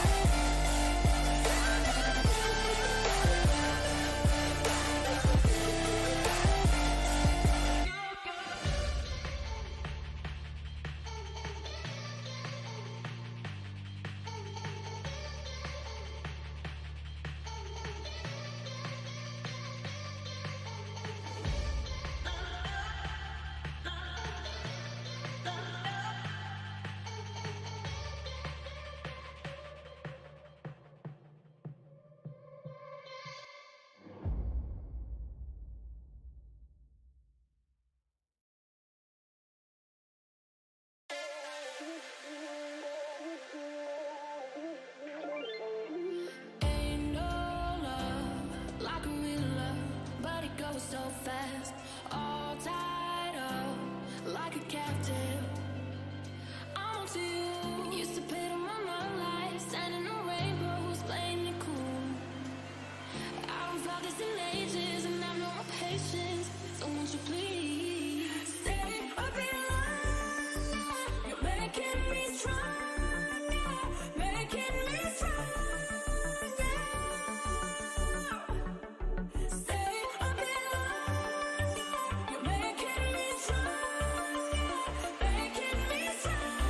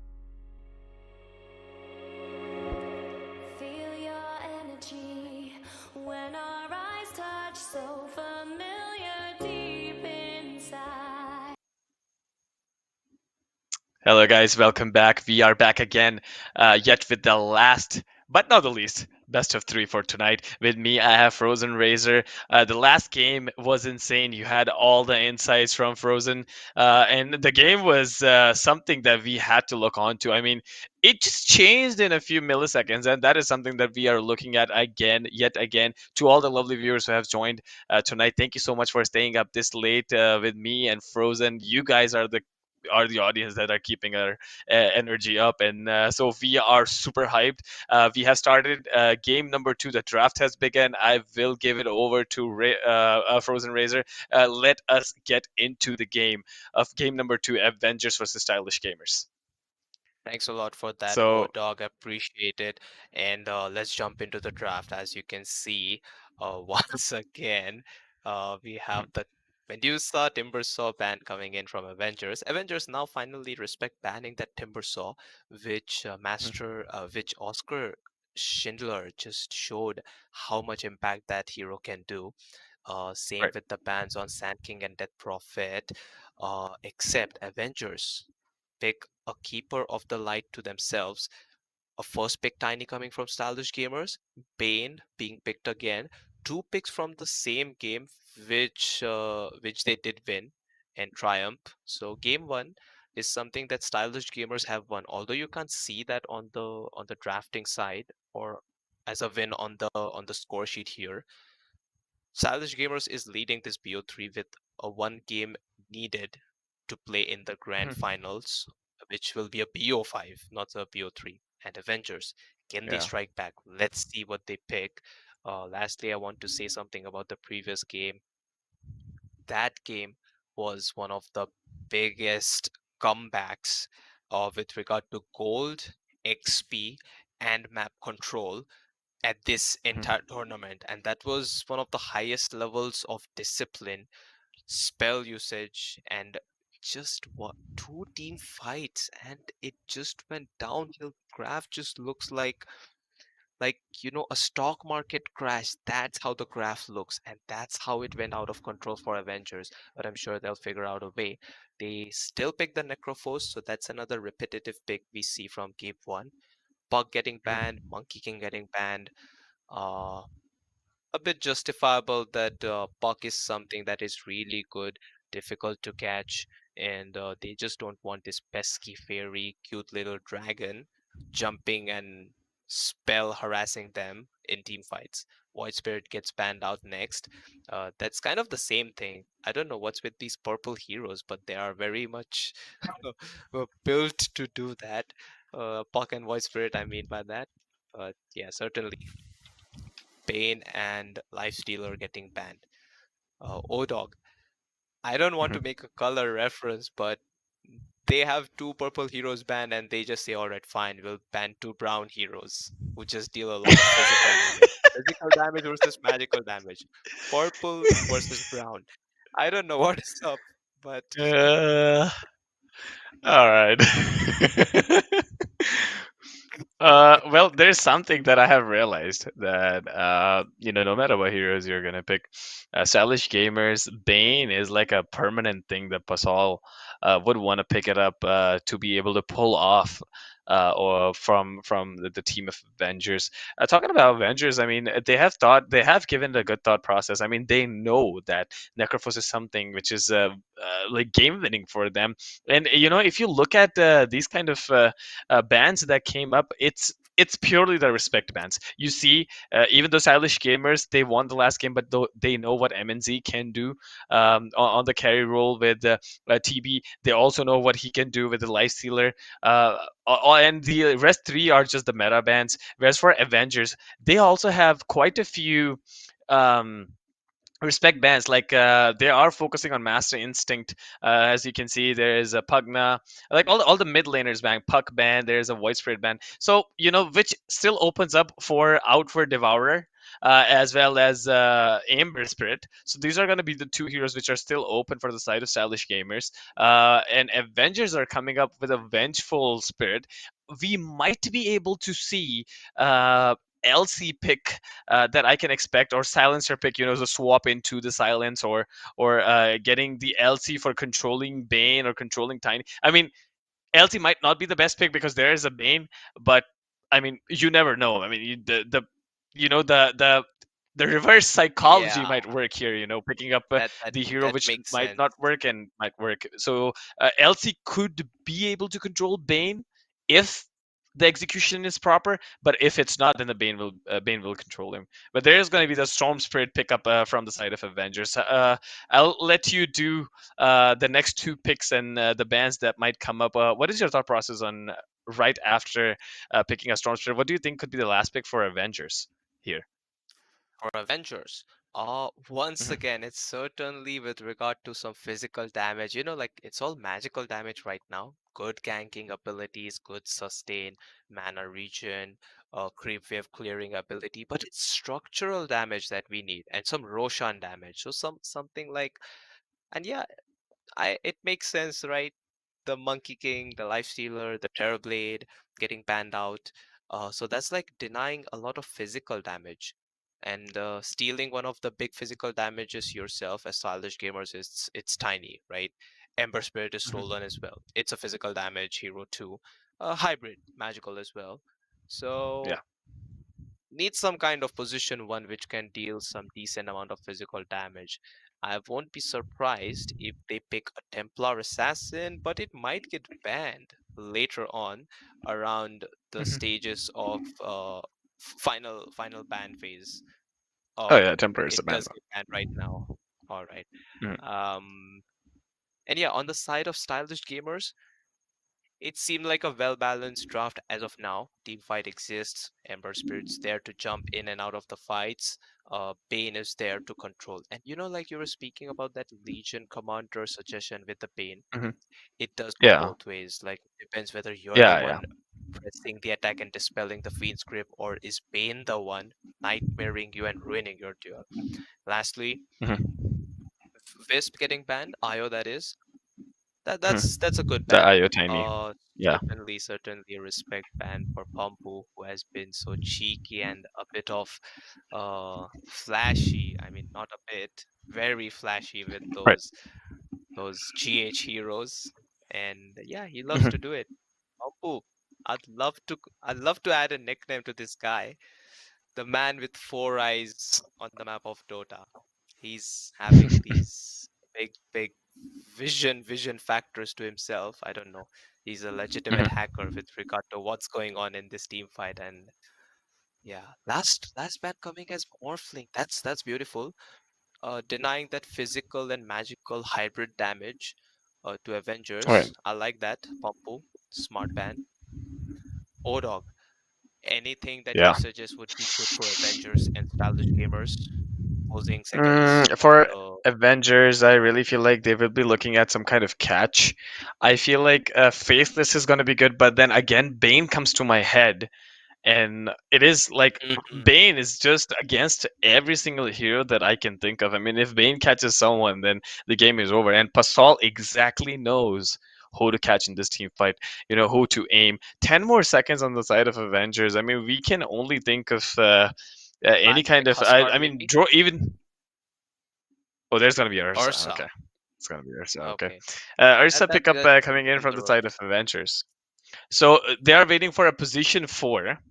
Mirana was something I was thinking, but okay, they are getting Spirit Breaker because Bane Mirana combo could have been better. Mhm. But still, I mean, I would say I mean, Pampu. I love I I think the love team the Spirit supports. Breaker pick because Hmm. yeah, there is some semi-global presence. Yeah. Like if Storm Spirit is there to catch heroes running Right. alone and picking off, if Ursa Hmm. is good at picking off heroes with a Blink Dagger Diffusal or like just Blink Dagger alone. So if they Hmm. can have their own sets of catch and kill, stylish gamers just Yep. give that answer that, all right, we'll answer with a counter initiation charge, which is going to bash everybody in the team fight if you get the charge on the last person behind in the team Hmm. fight. Of course, initiation is something that Ember or else Mars might do, HBK as well if he has the burst. But I feel like Basol's Fiend's Grip is going to come more or less as a counter initiation because he would loves to Yeah. do those nightmare saves and then get it on. But Yeah. it's all down to the execution once again. The way they itemize the way they play around the objectives, and the X factor for Avengers being the KOTL, because he's gonna provide a lot of mana to Kaneki, refresh that overpower. That's a lot of stacks. And Yeah. Oscar Schindler might have a difficult lane because it's two melee heroes against the Ursa. Mhm. And we're on with the game. We're on with the game. Game number 2. Yep, game number 2. We are on it. It is a best of 3. If Stylish Gamers take this game away, then they will be victorious and move further into the grand finals for tomorrow, where they will be facing the Beast. Whereas if we talk about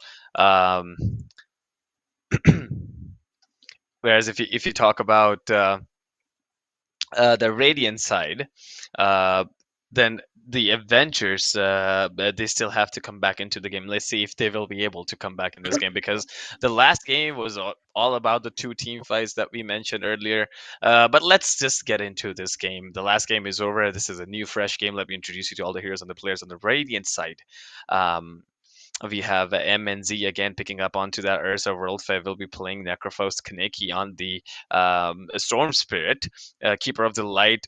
Archmage will be playing KOTL, and Pegasus will be on the Vengeful Spirit. Moving on to the other side, the dire side, or the Stylish Gamers, we have Pampu, who has picked up a Spirit Breaker. Oscar will be on to that. Mars HBK has picked up Tiny Master. Instinct will be on again on the Amber Spirit, and Pasal, I think his most saved hero, I should say, will be playing the Bane.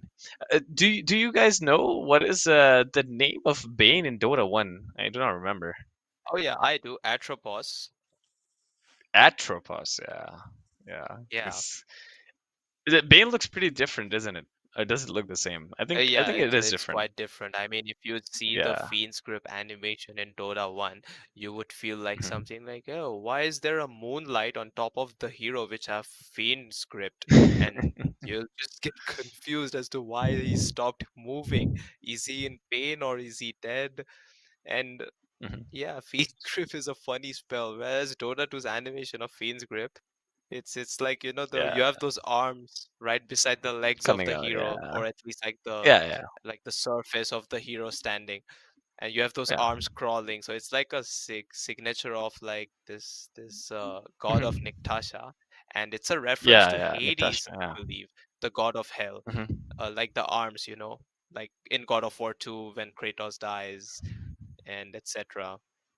Man, I'm just mixing up too much things right now. Let's forget that and focus on the god of Dota, Mars, that is. Yeah. The god of Niktasha. That's he says Niktasha in some words I remember. Yeah, even in the Dragon's Blood anime, he does refer Mhm. to, like, like there's this man, he says, "Oh, I've been having so many dreams and nightmares lately." And somebody says like, Mhm. you are under the spell of the goddess or god of Niktasha. Like, it's there. It was in Mhm. season 1. Man, that was years ago now. Not years ago. I mean, that's not very old, but yeah. I mean, I'm not an anime guy. I've just watched it. I have watched season Why one, they but not call that I don't closely. understand why they call it Dragon's Blood Dota anime. I mean, it's more like an animated series. It's not an anime, really. Animes are I don't different. know. I've seen them.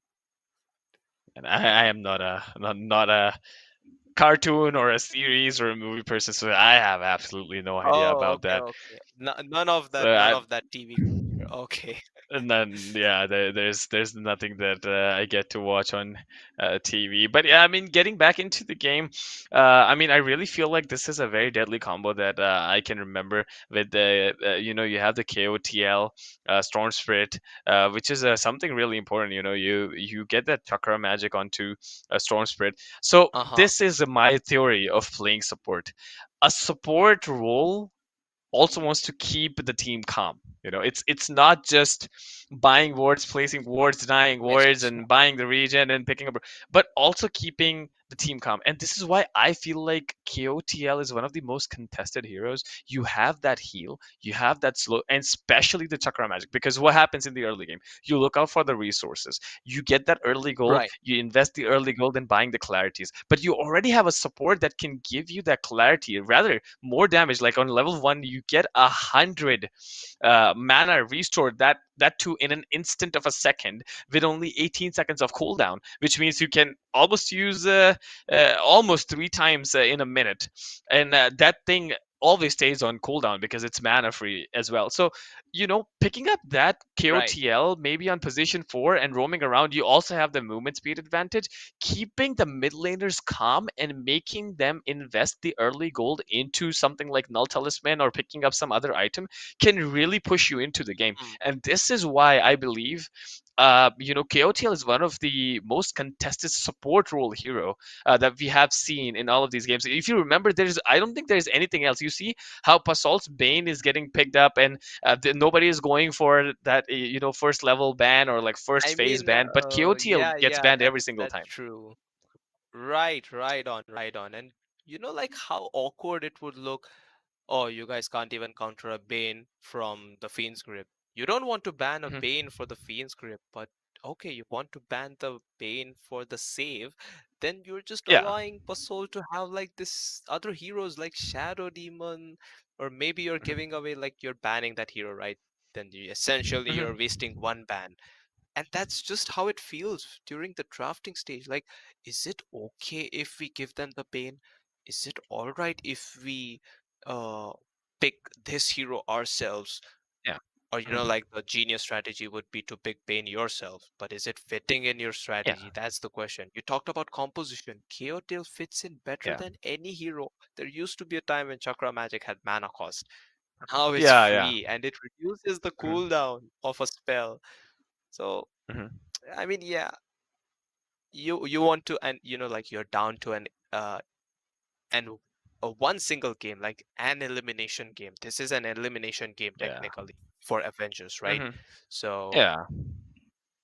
you want to play your best and you want to play your strongest heroes. You don't want to True. screw up your strategy just in the gist of the fact that oh, but Bane is causing problems. You know what? We'll pick the Bane. Oh, and a D-ward comes in. Let's jump into the Yep. game. You can Yeah. take over And with the laning stages.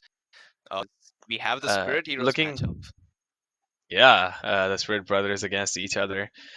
So yeah, I mean the pullback coming in on the aggro pull coming in from Master Instinct trying to secure the group. I mean, usually I've seen Storm Spirits they do not tend to miss that range creep. I mean, you get that extra 120 damage with the burst, so it is pretty easy for Storm Spirit to be able to secure the first creep wave. I mean, that's AOE damage, that 2 on an advantage. So this is something that we Mhm. have to keep in mind, and this is something that everyone has to keep in mind. Whoever is a mid player, there are some heroes which are built stronger than the other heroes on the early levels.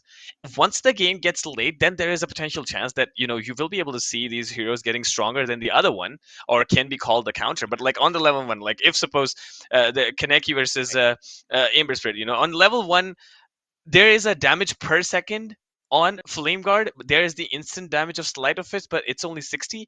Whereas if you look at Storm Spirit on level 1, you have the Static Remnant with the Overload on level 2, which means you get Mhm. that instant damage in a click. Which means, generally speaking, Storm Spirit is going to be stronger in the laning phase. So there are some Definitely, heroes, there he's are also some gonna be matchups which are going to able be this way. to, yeah, he's also gonna be able to remove the flame card with Yeah, the yeah. remnant and overload charges. So that's like an Mhm. advantage, but at the same time, you have sleight of fist to dodge one of the remnant itself, Yeah. and that's how the laning gets decided, like who has dodged how much, whether you did it for Mhm. last hits, whether you did it for harassment. And Yep. that's a difficult thing to calculate mid players. Oh, he tried to pull, Kaneki tried to pull Well. and deny, Hmm. Yeah. and he missed the low ground hit. Oh, unfortunate. Yep. And let's go on to the top lane. WorldFev here securing a majority amount of creeps that he could. So WorldFev with the Archmage on the KOTL, the perfect laning Mhm. that I can think of. I mean, he already has a forever mana kind of thing on himself by last hitting the creeps, and now having that chakra magic is, it's just a push onto him. So it's going to be quite annoying. Oh wow, Oh, they're Pasal pressuring a wants to go Wolfave. in. Yep, he is gonna get into the nightmare. There is no toss though. All right, the sleep exchange will be there. Tiny clicks onto Archmage and Oh, bottom lane. exchange the sleep away. Whereas onto the bottom lane, the spear is gonna connect onto Ursa. They are looking out for a showdown. Pegasus picks up the clarity on himself, gives the MNZ the healing salve, which is much required. Master A Instinct nice going a little sidestep by one aggressive and MNZ. the fortification coming up just to delay a little bit of the flame guard onto the mid lane. That advantage you were speaking about the Storm Spirit, having that laning presence and harassing, or like the security of the last hits with those remnants. Yeah, That's the reason why he's leading the charts with 18 last hits and 6 denies. He has his bottle deliver yeah, and a null talisman. By the way, World Fave's Fairy Fire at top was used up because he thought, he was gonna uh get damaged to a very lethal amount of HP. So he thought, like hmm he'll die. And Pasol's brain sap just forced him to use the Fairy Fire. Uh, yeah. so that's There's, like something World Fave has lost, but of course he's Necro.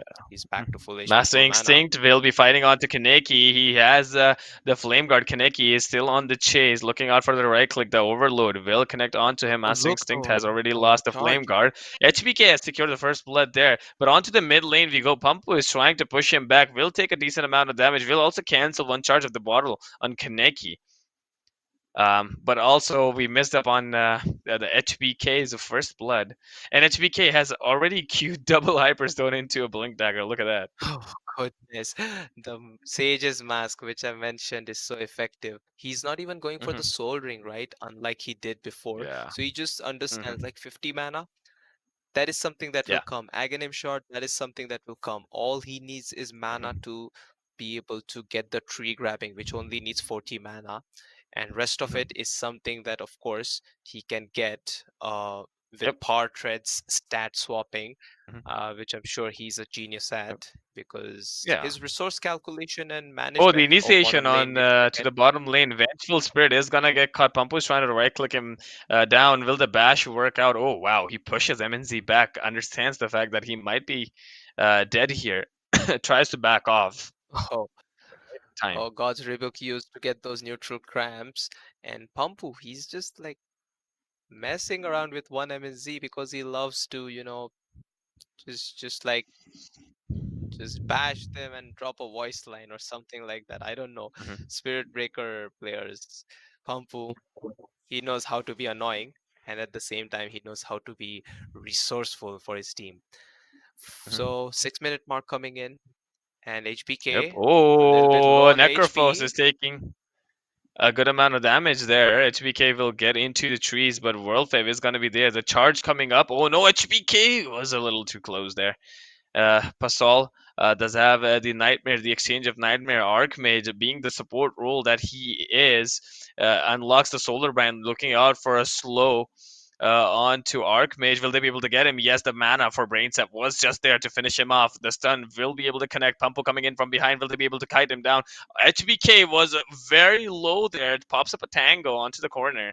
Will they be able to get the kill? Doesn't have mana for Death Pulse. I 120 know it. mana 120 mana needed. Assault, he might finish Oh him here.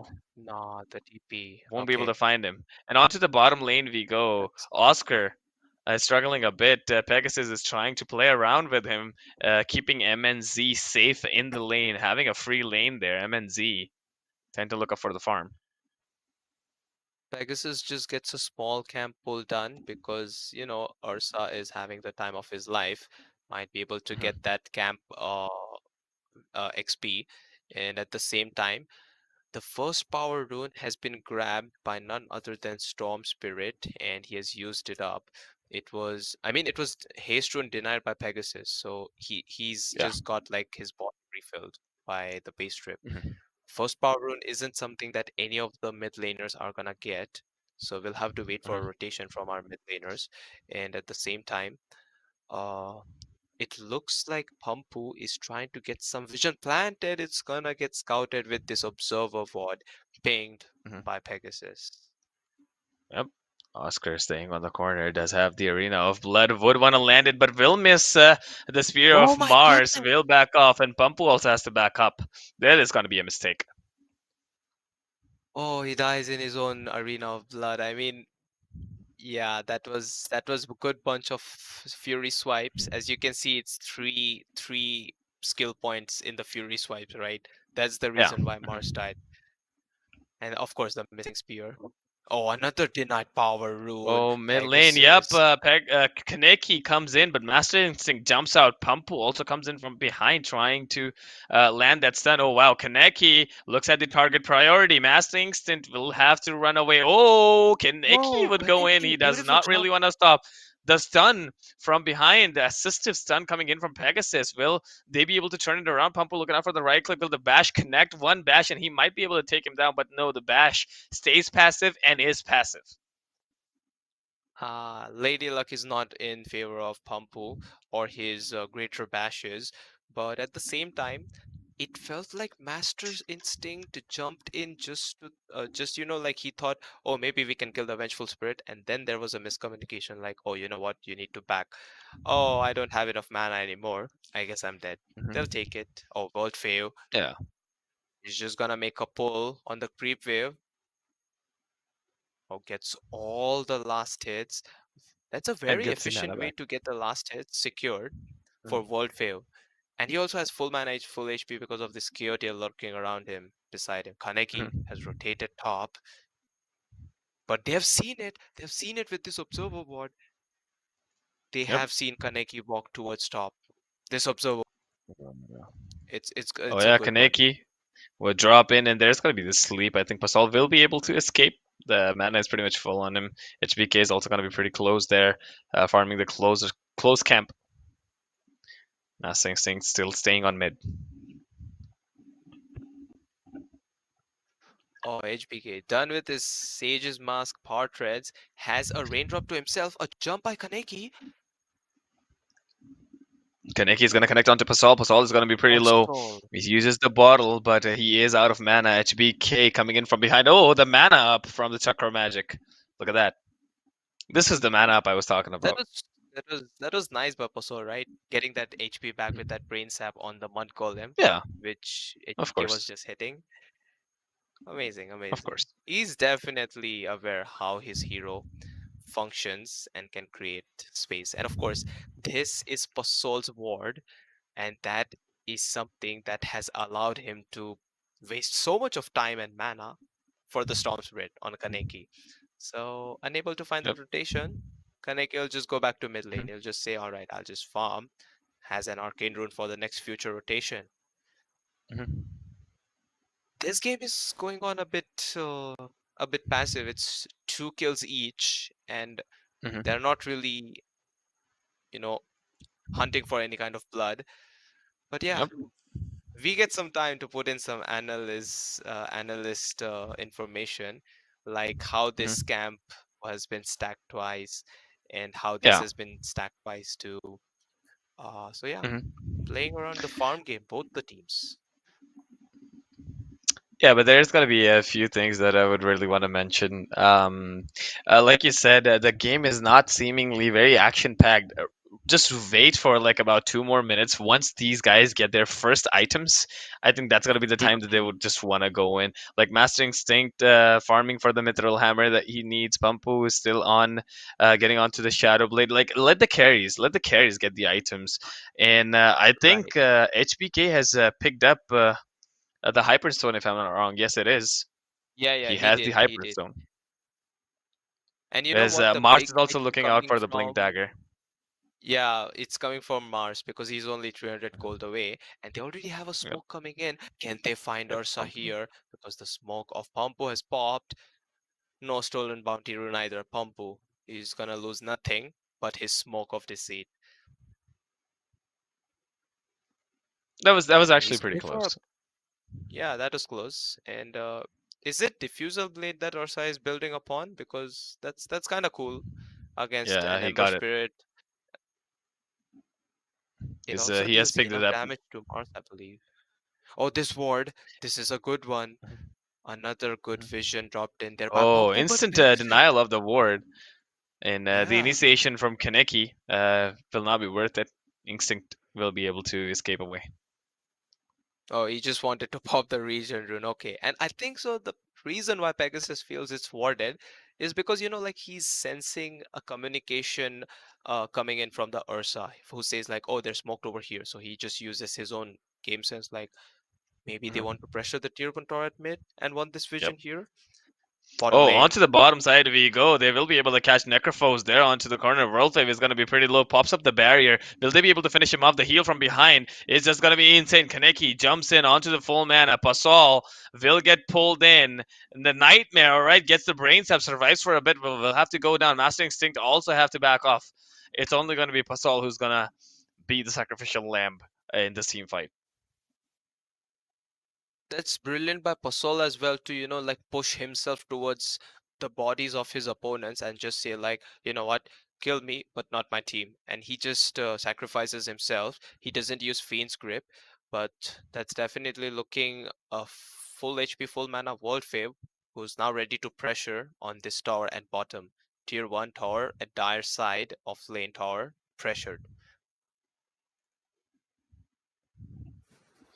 Whereas now Master Instinct is looking out for the Oh, they farm can and they see already him. know that Master Instinct is there. Whereas the other team, Stylish Gamers, are also covering him from behind. Does have the Blink Dagger on Mars now.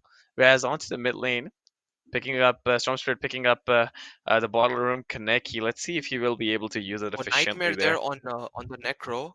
The Necrophos. It will back off the heal from He's behind as he's not well gonna for get a little bit. shot down easily. He has the phase boost for armor. Oh, HBK's courier died, but he's Mhm, he's not very sad about it because it didn't have any important items in it. It was just an empty courier. mhm. So Worldfab still holding on to the lane and the consistent heal that is coming in from Archmage from behind is going to be something that we have to look up to because they are holding on to the bottom lane, which means the two supports or some carry, some core has to stay onto the bottom side. So these are just the two supports holding on. Whereas Archmage is trying to find whatever farm that they can. The bottom tower is still, from the Radiant side, is still on a higher HP. Correct. Pretty much on And a similar HP, I should say. uh, even though Oscar Schindler got his blink of CD, Mars Arena of Blood off CD, they're just like, hey, we can't kill this Necrophos just yet. You know why, you guys Mhm. just clear the wave, get some XP, and just be safe. Yeah. And they just decide to use smoke to try and take a gank in a different location because a different hero apart from Necrophos is something that they can definitely kill. They use a scan to check if Roshan is being done by the Ursa, who's in fact Mhm. farming the triangle, done with his diffusal blade. This is very close though. Oh, the haste pop-up from Kaneki. Let's see if he'll be able to use it. Oscar jumping in. He does have a blink dagger. Let's see what happens. Spots Ursa. Yep, puts him Oh, the back. grip, Okay, the there is going to be the T1 Fiend's one. grip, but he will be able to get him. The Enrage is going Magnificent. to be on. The swap from Pegasus will be able to save the life of Ursa and Pasal.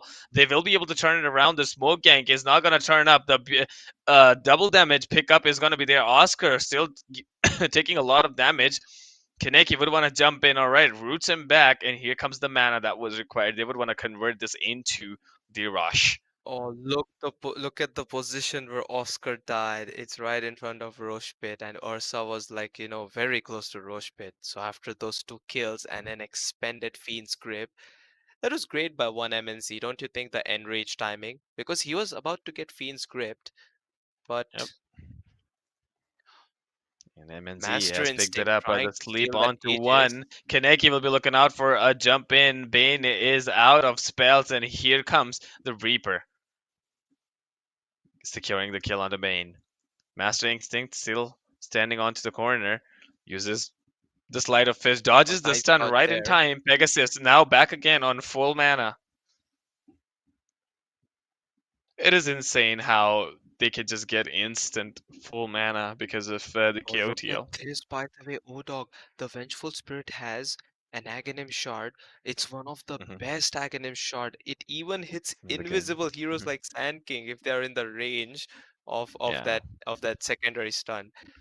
I true. love that item. I think it's one of the best Aghanim shards. But at the same time, there's Pasol, man. He might be able to get Mhm. amazing nightmares off in case the stun is that Yeah. dangerous. Hmm. Let's Oh, switch Echo on still down. to.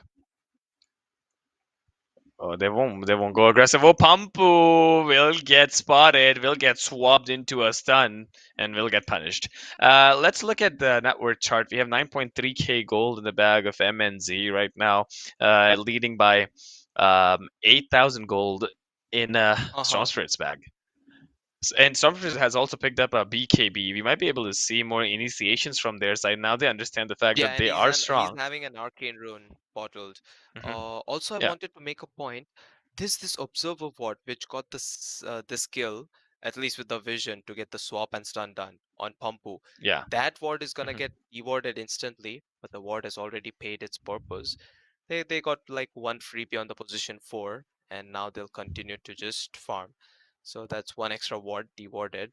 Oh, Pasol, he might find Kaneki. Almost. Into the trees he went. Very close.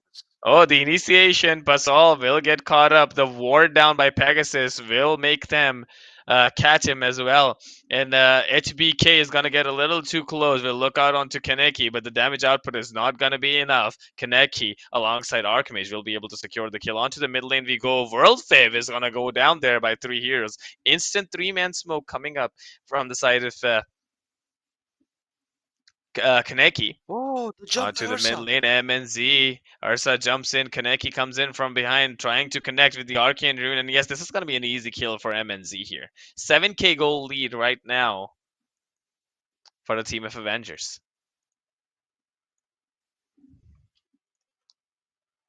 Man, I just wanted to point one small micro thing. This observer ward at bottom, which was dropped by Archmage, is the real reason why the juke by HBK couldn't work.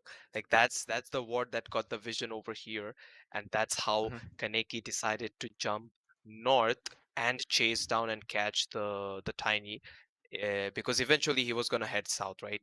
So that's a great ward. That's not one of the wards that will ever get dewarded, I feel, unless there's a gem. Mhm. Bumpo, looking out for the initiation. Won't go in. How do you think Look out for a backup. stylish gamers come back into this game? Because it seems like they're losing some gold and XP control, and it's solely because Mhm. of the reason that the Aegis is there with the Ursa. Would Yeah. have been more Mhm. action if Kaneki had that Aegis, don't you think? But it's all right. I think MNZ is ready to hammer down towers. He has a Blink Dagger to himself and has a Basher queued up. I mean, you're not wrong on Kaneki picking up the Ages of Immortality, but this is another thing that you have to look at. Arsa has low cooldown spells, less mana required. Enrage can Mhm. tank the spells as well. I mean, I know that usually the first Ages go to the mid laner because of the highest experience or the highest level that they can achieve and Yeah, really it can was a dive super inside. early Roche, if not Yeah. the earliest, right? But yeah, at the same Um, time, that's not when Kaneki had his BKB up, so that uh, makes sense. And oh, oh, look. they are about to get Oh, sandwiched now. Pasal trying to walk up onto the high ground. Will get caught up. HBK looking out for the toss, and Pasol. Oh wow, gets onto the brain sap. Will still will go down. HBK taking a decent amount of damage from behind. Worldfev connects with the Reaper, and yes, he will have to go down. Master Instinct out of mana. Oh, they would want to jump in, and the mana is now all gone. Kaneki on the killing spree. his mana's gone and his life is gone. Aegis used up to the limits. MNC meanwhile Mhm. back to full HP, full mana. Optimal usage of the Aegis timing. They will look to extend Yep. their lead. So 9k lead, 13-3. Love it Mhm. how Pasol got caught first in the team fight, and that allowed them to make sure that there are no escapes or saves like Pasol has been doing this entire tournament. Also, Game 2 is slowly looking in control of Team Avengers, but Pampu, Oscar, they're trying to get some map control by first getting this outpost back, and aggressive warding coming in Mhm. from the side of Team Avengers. It probably might get deboarded very soon, but they're pinging HBK, Worldfair, hanging around his observer ward. Yeah, they're going to be very close. MNZ does have the overpower. Has also picked up the Skull Basher. Let's look at the itemization real quick here.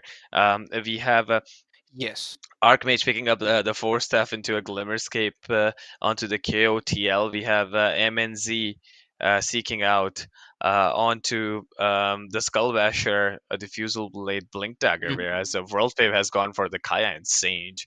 Kaneki has also a BKB, understanding the fact that he has to jump in, he has to initiate the fight, so he needs that defensive itemization. Whereas if you Yes. look at Team Stylish Gamers as of now, which are 10k below, but still, Oscar has a BKB and a Blink Dagger. We have a Pampu who's about to finish a Shadow Blade. HBK Oh, this just is on a the good Moonshard smoke, Mastering and Instinct. Spirit Breaker might have to take it. Yep, Pampu will get spotted, and the instant burst damage came out from Reaper, the catch, and MNZ with a couple of right clicks. And now HBK getting spotted. Oh wow, Kaneki goes in, goes on to the opposite direction, won't pull him, had no mana. A little far away there, but I think That it's was okay. that was close, but I think it was a good move by HBK. Like the instant Pampu got caught off with that smoke, he just escapes. I love how Pampu took one for the team, especially for himself over HBK. Yeah. And last but not least, this observer ward is serving its purpose to get some extra information near the mid lane. But yeah, tier 1 tower at mid still standing, healthy. Hmm. And yeah, this overpower and They're trying to chakra wrap up magic, from it's behind. also an interesting combo. They're waiting in trees. Yeah. Hmm. Basher completed on Ursa. Oh yeah, the silence is gonna be there, and they will be able to catch one. HBK jumps in, secures that one kill, would want to go on to the second one. KOTL will be hard one to chase. There is no BKB on Tiny. Oh what? MNZ into the air, but will be able to go down. The third stun coming in onto Mars. It is gonna be one Finally. more, and this beautiful swap from Pegasus onto Pumpu. Looking out for an escape. The sleep is going to be there. The double stun, the Oh, the shard. secondary stun. Wow, coming into play. Pampu getting chased with a double death pulse. Will he be able to go down or he will be able to I survive? The guess he bulldoze is still there. buys Looking out for the Shadow Blade delivery right Shadow in Blade for time the from the moment's sake. courier. Oh, yeah. He will be able to survive. That was a hell lot of damage, though. Wow. They're just laughing out at each other with the hero voice lines. And yeah, one last thing from the same fight, Kaneki getting caught out there with that Fiend's grip. He just got Hmm. uh, decimated with Ember Spirit, right clicks, and Slide of Fist. So, you know, like over Hmm. here, Kaneki got caught off with the Fiend's grip, and Ember Spirit just right clicked him with Flame Guard, and they just finished him off. They just lost one, Right. but nonetheless, it was a Storm Spirit who's done with his Orchid anyway. Hmm. Oh, they're still waiting. There is about one more minute, and Roshan might spawn in another minute, whereas Pampu pushes back. Here is Trinket on level 18 Storm. That's the item that you never want to exchange, I guess, unless you get something like Spell Prism. Wow, MNZ has jumped in with the double damage and eats up Pampu there. Probably like a 3-hit kill, right? With that Diffusal, Mana Burn, extra damage, and a couple of bash clicks. Mhm. Goodness, this is a dirty, nasty combo. Overpower, and then you have another overpower, and then you have the chakra magic cooldown reduced overpower. How many fury Mhm. swipes is that? 12 plus 6, is it like 18? Probably, Oh god. that's a lot of. That's actually a lot of damage. I mean, you get the extra damage on per attack. It's like 37. Mhm. Wow, that's a lot. Imagine having a bash among all those hits. That's just like, you're immobilized to death. Mhm. Yep. I find Ursa's overpower and Marcy's ulti in a very similar path. Are very Like they're similar. they're The very mechanic similar. around those two spells is very Hmm. close by, and no wonder they make bashers on both the Yeah. heroes. Diffusal on Marcy, do you think that would be an amazing thing? But yeah, she has like a downtime, right? When completely stops hitting. Yeah. Yeah. That's where Yeah. Ursa Right. is yeah, better. Hmm. I mean, but you see on Ursa, like this, like we're talking about two different heroes. Ursa has a mechanic of like Two hitting different six heroes. Yeah, attacks. purpose is different. Yeah. Hmm. You have a more movement speed bonus. You have lifesteal bonus. You also Yeah. have um that first spell which just throws the unit away. Dispose is like super good. Hmm. Oh, Ursa And yeah, they're gonna gonna do go the for the road. second rush now. Again, I'm sure this is probably gonna be taken by Ursa. Yep. And Storm Ages will of pick it up. Immortality this time. Yep. Kaneki will be able to pick it up. We've given it to Kaneki. Who's got the shard? Yeah, yeah. The Earth Shock Shard, it's really good. No, but who picked I it up? think the last pick Oh, did for did Arsa Ursa pick it is up? like, yeah, he did. Okay, I kind of missed that. I mean, he's the pseudo tank of his team, right? Apart from Mhm. Necrophos, so that makes sense. Oh, one MNZ. He's farming a bit away from his team. He might catch Pampu. But Look the how team has he's TPs, right? walking. Oh, Yep. he might He's have seen going him. from behind. Yeah, they're looking out for initiation on Pegasus, and Oscar is looking out for a Bash! runaway, but no! The bash connects right in time, and Oscar will have to pay for this one. Wow. This game is looking a little hard outside of stylish gamers. It's rough, but at the same time, HBK. Oh no, he Oh, blinks HBK away. with the blink! And yeah, will he be able to TP away? Is he gonna be lucky though from behind if World Fave coming Oh, in the with the Reaper. Reaper? Yeah, I mean He this was time getting Skull lucky over Basher did there not for a connect. moment. Yeah, no Yeah. bashes, but Reaper will do it. How is Oh timing that wow, for look at that such a short initiation period of onto time? Pampo. The timing for the ward is gonna be a little off, and yes, into the stun we go. Oh, Kaneki will be the one securing the kill on the Pampo. and Ward Vision still intact, but it's going to be the sentry denied. Archmage Yep. just rubbing Oh, salt. MNZ, alright, the jump in from Kaneki is also gonna be there. Wow. They did not even 80 let him pop the seconds. BKB there. Amazing. What a play. Yeah, they have been getting those pickoffs so well, like all the way from bottom. Then they got HBK, and now they're hammering down Mhm. the mid set of barracks. Orsa, Yeah, he just leaves MNZ. the melee barrack. Yeah, I mean, he understands the team will be able to take it. He would just want to focus on Yeah, team will take further it, objectives that and they can find. he's just like getting a fortification forced out. And Mhm. a valid point to make, okay? Vengeful Spirit increasing a lot of damage of MNZ. So building damage, although the items don't Mhm. exist for the building damage, the physical damage surely exists. Vengeance Aura, Yeah. 32% base damage. It's a lot. Mhm. He's gone for an Eye of Skadi. He's definitely doing the work of tanking and hybrid damage of Mhm. uh, of hitting the structures and heroes. Yep. MNZ. Alright, they would want to go on Fortification gets to the popped top out. lane now. Top tier 1 tower. Oh wow, the swap on to the Spirit Breaker. Will they be able to catch him? Pascal trying to put himself onto the sleep, and Oscar trying to connect. But Pascal is also going to go down. This is going to be a hard game. And Pampu is down. Oscar trying to run away for his life. The root is going to be there on Storm Spirit. MNZ would want Oh, to stand MNZ's done right with the outside the base. Satanic. He just went to buy the Satanic in the fountain, I think. And he has a Titan Sliver. That is so much status resistance. Angry Bear Yep. just knocking at Mhm. those buildings with his claws. Yep, they are looking out for a catch, and there is going to be the Reaper sight catching on to one. And GG has already been called. I mean, definitely a tough game, definitely an easy game on the side of Whoa. Radiant. MNZ. Oh wow, He's just they've gonna dropped leave out the of their items items. the same way Pumpu did in the previous game, but I'm pretty sure it's just fun. He's feeling himself back in the series, right? So it happens. So Yep. that's okay. No disrespect and nothing to be worried about. But yeah, surely some Mhm. kind of motivation perhaps for stylish gamers. They might be like, oh, you know what?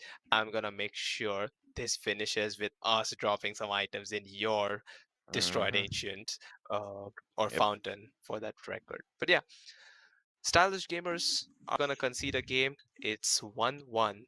Avengers Yep. coming back with the equalizing game. Oh dog, anything Yep. interesting that you found which was like the highlight or the play which was very significant? Or was it just disciplined snowballing, which I sense from the score, from the net worth? And it was clinical I mean, finishing, execution.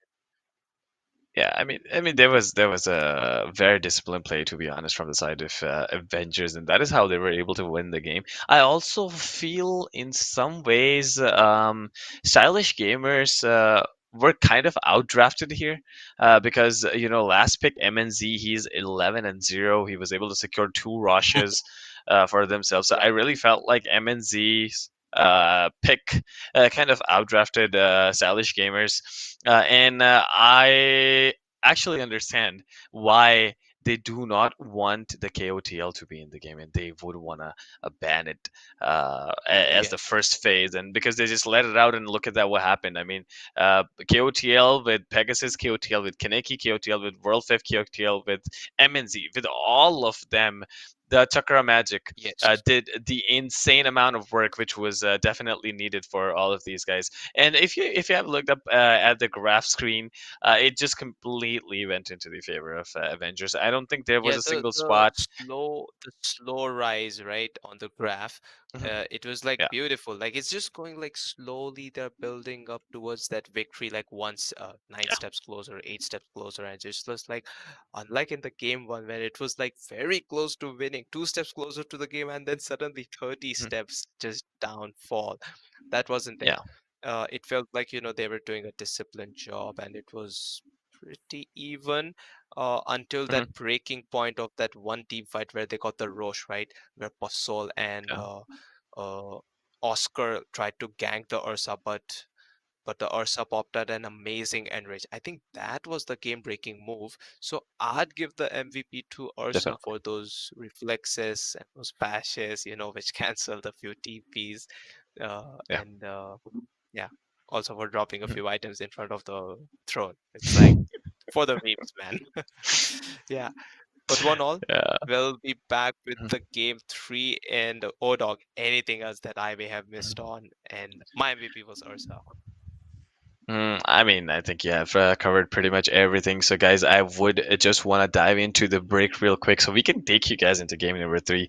There's more action coming up. This is Team Avengers versus Team Stylish Gamers. One-on-one, more drama, more action, more Dota tonight. This is going to be the last Final game for game, today. yeah. We are going to get into the break and we are going to come back real soon. We'll be right back. Do not go anywhere. like you were already mine. Surreal to me how you make me feel wild and calm at the same time. Never felt so alive. Thought I was crazy until I reached out and saw your hand there waiting for mine. Like the stars had all aligned. I lay beside today, tonight, your vibe, desire, our eyes on fire. And I breathe your aura, can I leave your aura? You have me like gravity. You don't have to try it, it's just like I'm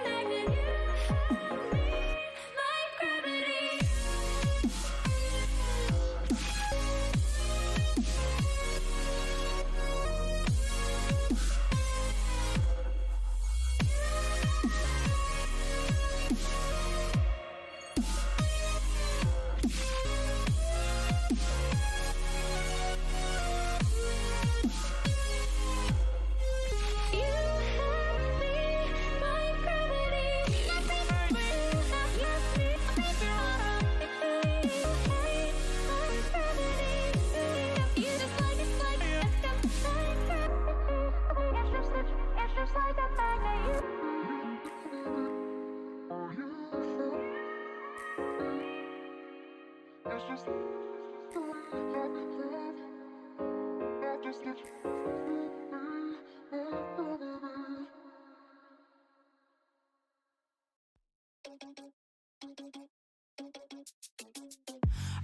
no, that is what they all say when they see me pouring some more. Oh, then gets empty again. Better fill it up before I go. Cause I'm loving it, feeling it, touch me and being it. See what I see in it, I'm typical.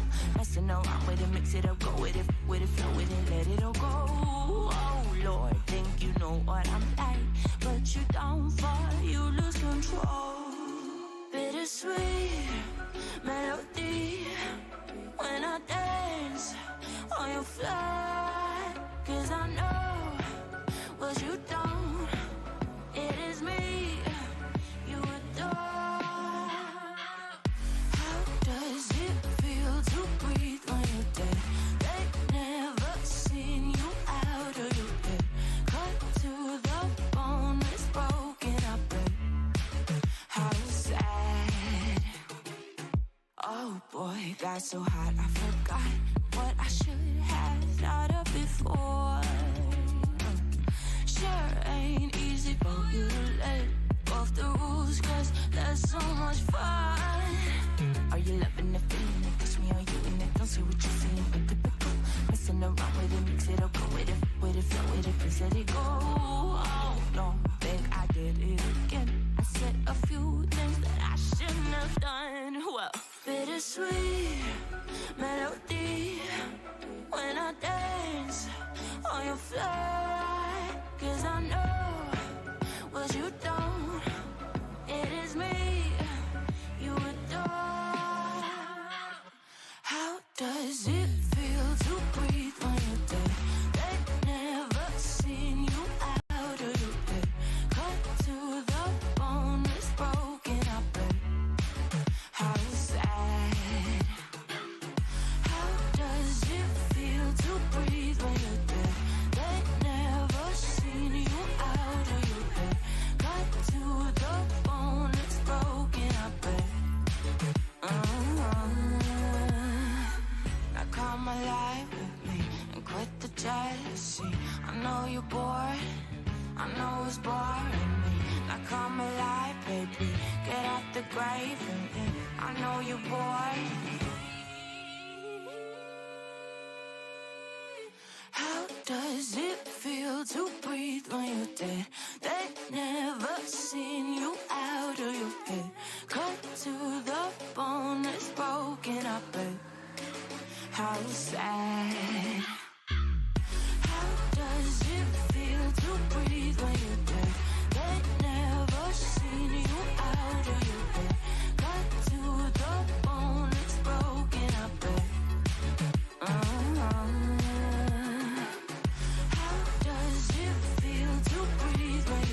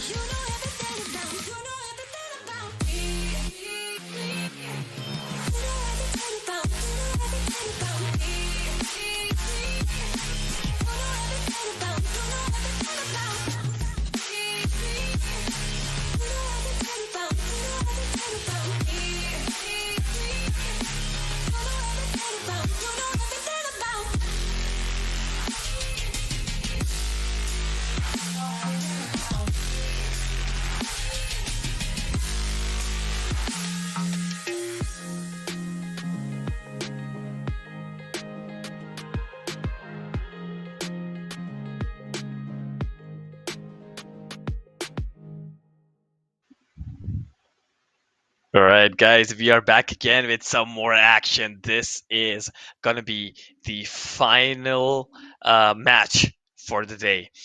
We have Team Avengers versus Team Stylish Gamers, and the toss has been done. We are about to get into the game, but before getting into the game, I would want to make sure that you guys have subscribed to the YouTube channel of ESFI. Definitely, we will have more upcoming tournaments that we will be able to see. And then, I mean, I hope you guys are enjoying our work. And if you are, do like the video, do share it with your friends.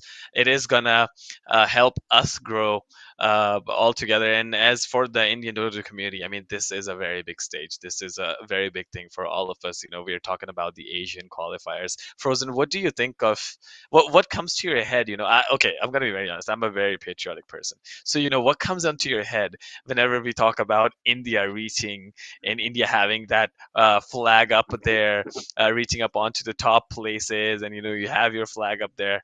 So what do you feel about it? I mean, like the feeling is just the same, the one that you have when the national anthem goes and you just stand still and feel Mhm, like, you're proud to be in a country which is free and you have, amazing people around you. You think of your family, friends, nice people, and good culture. And that, and also the difficulties and the technical issues. And mhm, through it all, you're making it to this stage is what you're trying to eyesight or like have a vision of. It's true. certainly hon- honestly, I love football, so I'm gonna say it in Mhm, football terms. It's like seeing the Indian national football team and mhm, just standing in my room for the national anthem before they play for the World Cup match. That's how yeah. big I see it for the esports, for the Dota 2 team, which will Right. represent it on the Indian side. Yeah, Hmm. it's going to be one of these three teams. It's the last game of the day. It's come to a decider game, Hmm. and it's like it's big stakes we're speaking about, so they need to get out their best. Hmm. Draft is already underway, so let's very quickly jump on that because Yeah. we don't want to miss anything. Yep. Team Avengers versus Team Stylish Gamers. Here we are into the draft. So again, there is a Stylish Gamers pick coming up for the KOTL, the most contested position 4/5. Or I mean, we have seen Master Instinct playing it mid. All on to you, Frozen. I'll let you talk about the draft. Right, just like I love to, and thanks for that. So Medusa and Timbersaw getting banned. Medusa, you know how Medusa was the most picked hero at a certain point, at least in today's games. And it started as a second phase pick at the beginning of the tournament, okay? Then it started to become a first phase pick. And now we're come to this stage where Medusa is the one getting banned. So Medusa getting banned. Timbersaw, of course, they know there's a Grandmaster tier handler on that Timbersaw. They don't want to give Oscar Schindler any type of room. Yes, they're just closing on any kind of mistakes they can make, and they're calculating and making those picks and bans. Now, KOTL being picked up by stylish gamers, the great horseman with that infinite mana regeneration for his allies is something that they'll get to themselves.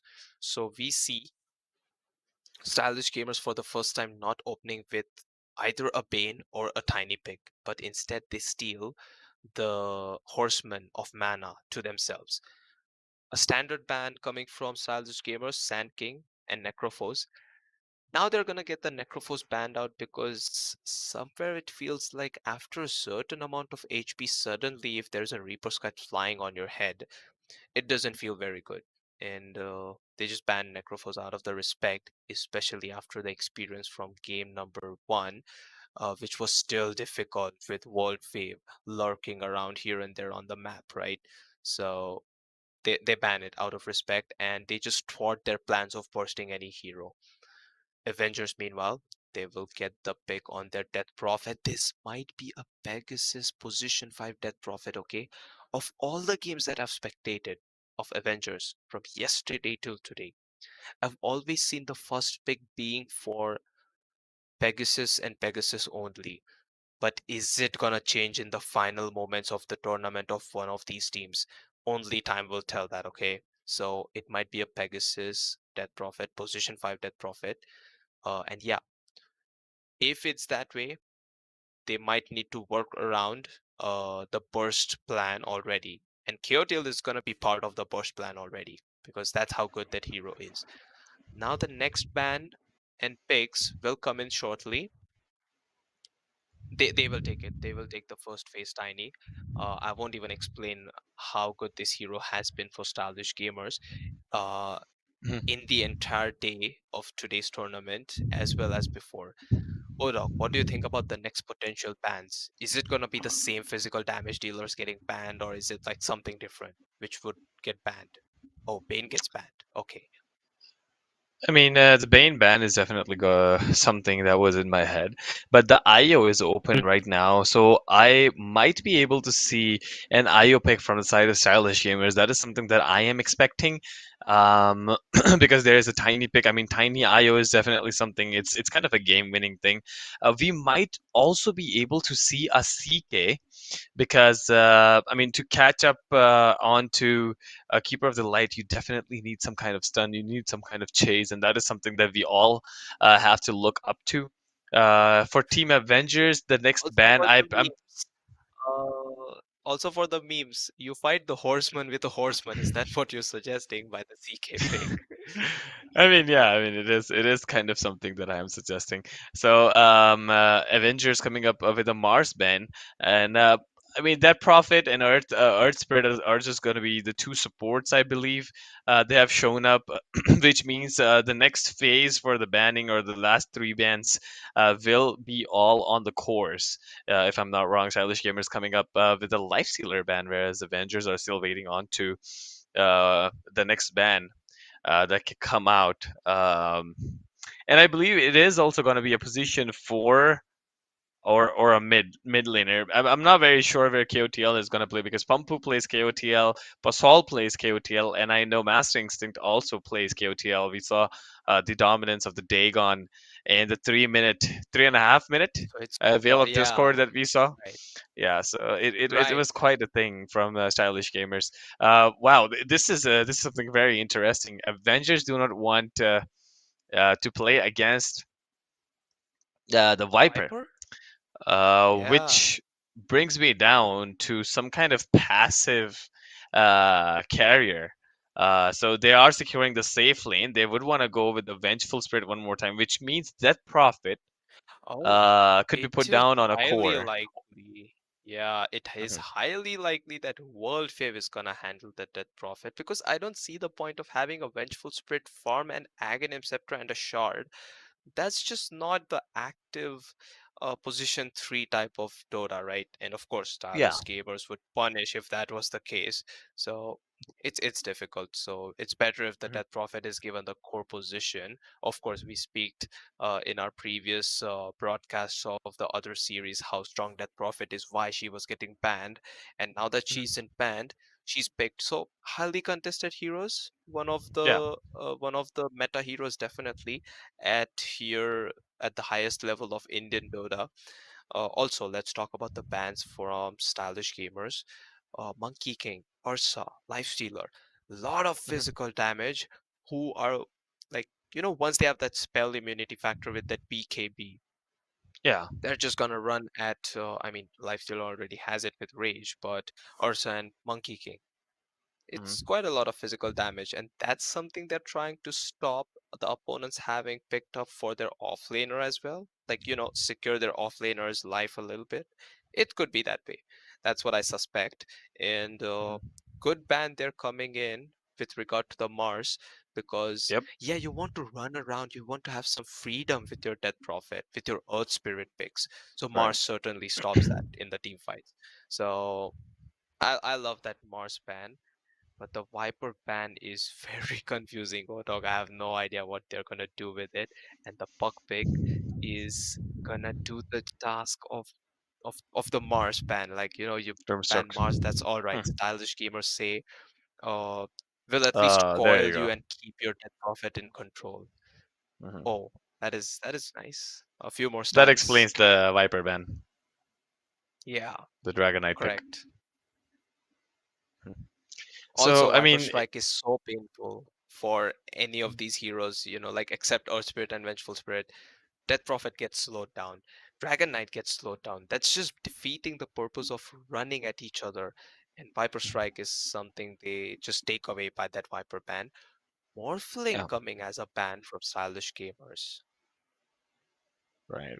I think Morphling also got banned in the last game, and it is a respect ban for somebody in the Avengers. I believe MNZ is a good Morphling player because every single time when we think Oh, of safe lane, that is when yeah, they yeah. are banning this guy. And I believe they would also want to ban the TA, if I'm not wrong, on the last ban. Yeah, yeah. TA Whereas, was banned second last, and mhm, Morphling was banned as the final hero. That's when they yeah, picked the Ursa. So this time yeah. around, if TA Oh, I doesn't think get it's banned, Ursa coming in one more time. I feel like Ursa no, coming no, in one more Ursa time. is They have banned banned. the Razor. Oh, Ursa is banned. Okay, so Ursa is banned. Medusa is banned. They're definitely looking out for some kind of a right-click hero Oh, this because, is an opportunity to ban TA or pick it. mhm, This is looking good yeah, for either of the teams because both of them need that Midas armor, refraction. mhm, Uh, like how good TA is, right, at flash farming and pushing creep yeah, waves too. It's a beautiful hero and it's a great last pick. And I see a lot of problems if TA is given to Avengers. yeah. Oh goodness, I but they have don't think already picked stylish enemy game. carry. Yeah, I don't think stylish gamers will be the one picking up TA because they already have a safe lane, they already have a mid lane, TA on the off lane. Does not make a lot of sense to me. Is Doombringer still out? So Doombringer is something which is still out. Do Grimstrokes, you think Avengers uh, will ban Batrider or else Doom and then pick a Templar Assassin to themselves? Because I strongly sense a Templar Assassin coming in here for one MNZ and stylish gamers. They have very yeah, I less time mean remaining, okay? they do have to ban the Bad Rider if they would want to pick the TA. I believe they have already banned Razor, and that is how I know that you're sensing a right-click damage dealer because yeah, I mean, oh, there's a Tidehunter ban coming in because I think they were afraid of Because the there's offlane a lacking Tidehunter. of laner and stylish gamer. Mhm. So yeah. Okay, that's a Pangolier coming in from the side of Stylish Gamers. Oh, Okay, I that is mean, the not bad Pangolier at all, Grimstroke is definitely a Pangolier. good one, alongside Keeper of the Light and Puck. So, I mean, they have a lot of mana to use. They Uh-huh. have a lot of low cooldown spells there. Definitely a good move, I should say. Right. Which also means KOTL will be pushed down to position 4, if I'm not wrong. Pumpo will be the one playing it. Pretty sure one of Oh, the wow. Oh, this is a cheese pick, the Bloodseeker. I mean, Bloodseeker loves to run here and there after rupturing a hero. But if Mhm, Puck is already picked, if if Grimstroke is already picked, then you just render like, you just stop your Pangolier in the track. You just give him the Inkswell, which is also a strong dispel with the Aghanim Shard. And you just coil the rest of them. We're gonna potentially cause problems for your Pangolier, but hey, that is beautiful. They they pick the Bloodseeker carry. If mhm, it pops off, there is a Rupture swap available as well. Let's not forget that. And Kaneki is going to be the mid Dragon Knight. So there is enough lane sustain against the Puck. mhm, Just like we saw that matchup against Boo and Master Instinct, right? The Puck versus Kanka. It's mhm. in a way similar matchup. And Odog, on the basis of draft, who do you think will be battling against Team Whoops tomorrow in the BO5? I mean, as of now, I'm just feeling Avengers because of just on the basis of draft. But we also have to remember that stylish gamers have a very aggressive way of drafting right now. In terms Mhm. of catching up onto farm, catching up onto kills, the amount of magic damage that they have in the early game, they have insane amount of magic damage.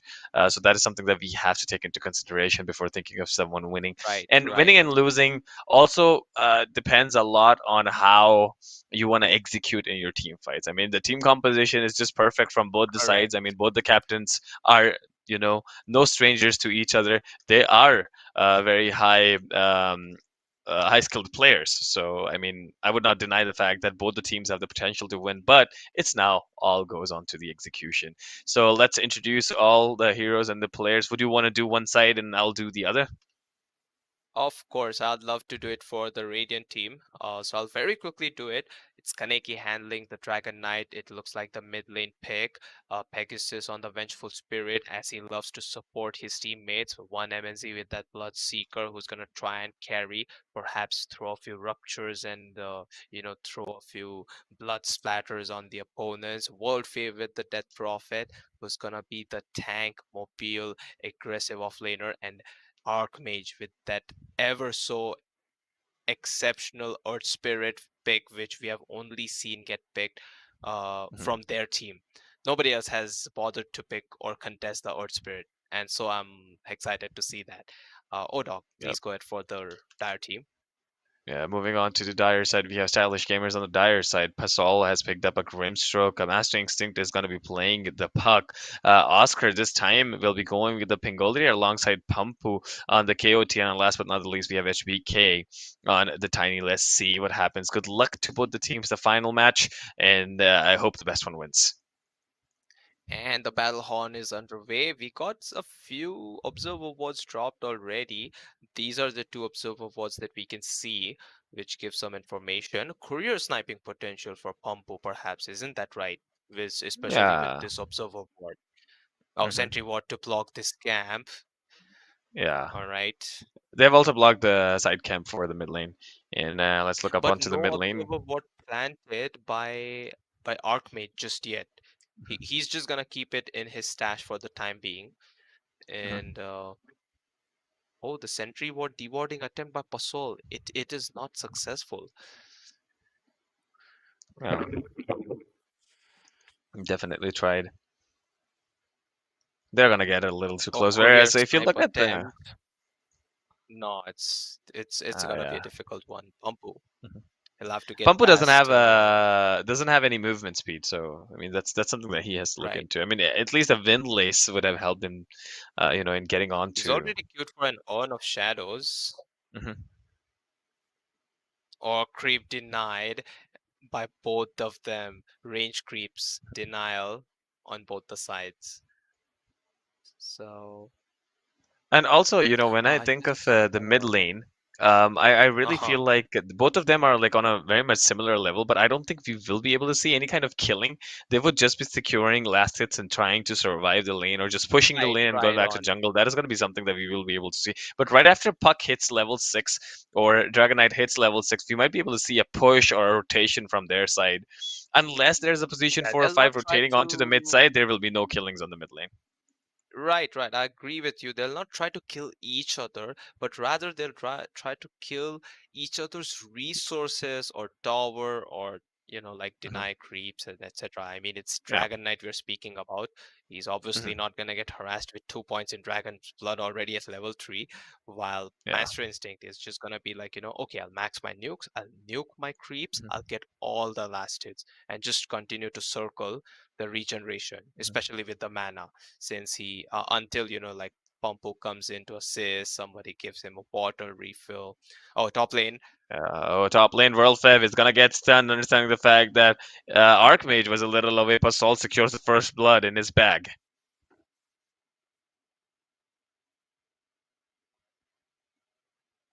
In a self pop up onto Tiny.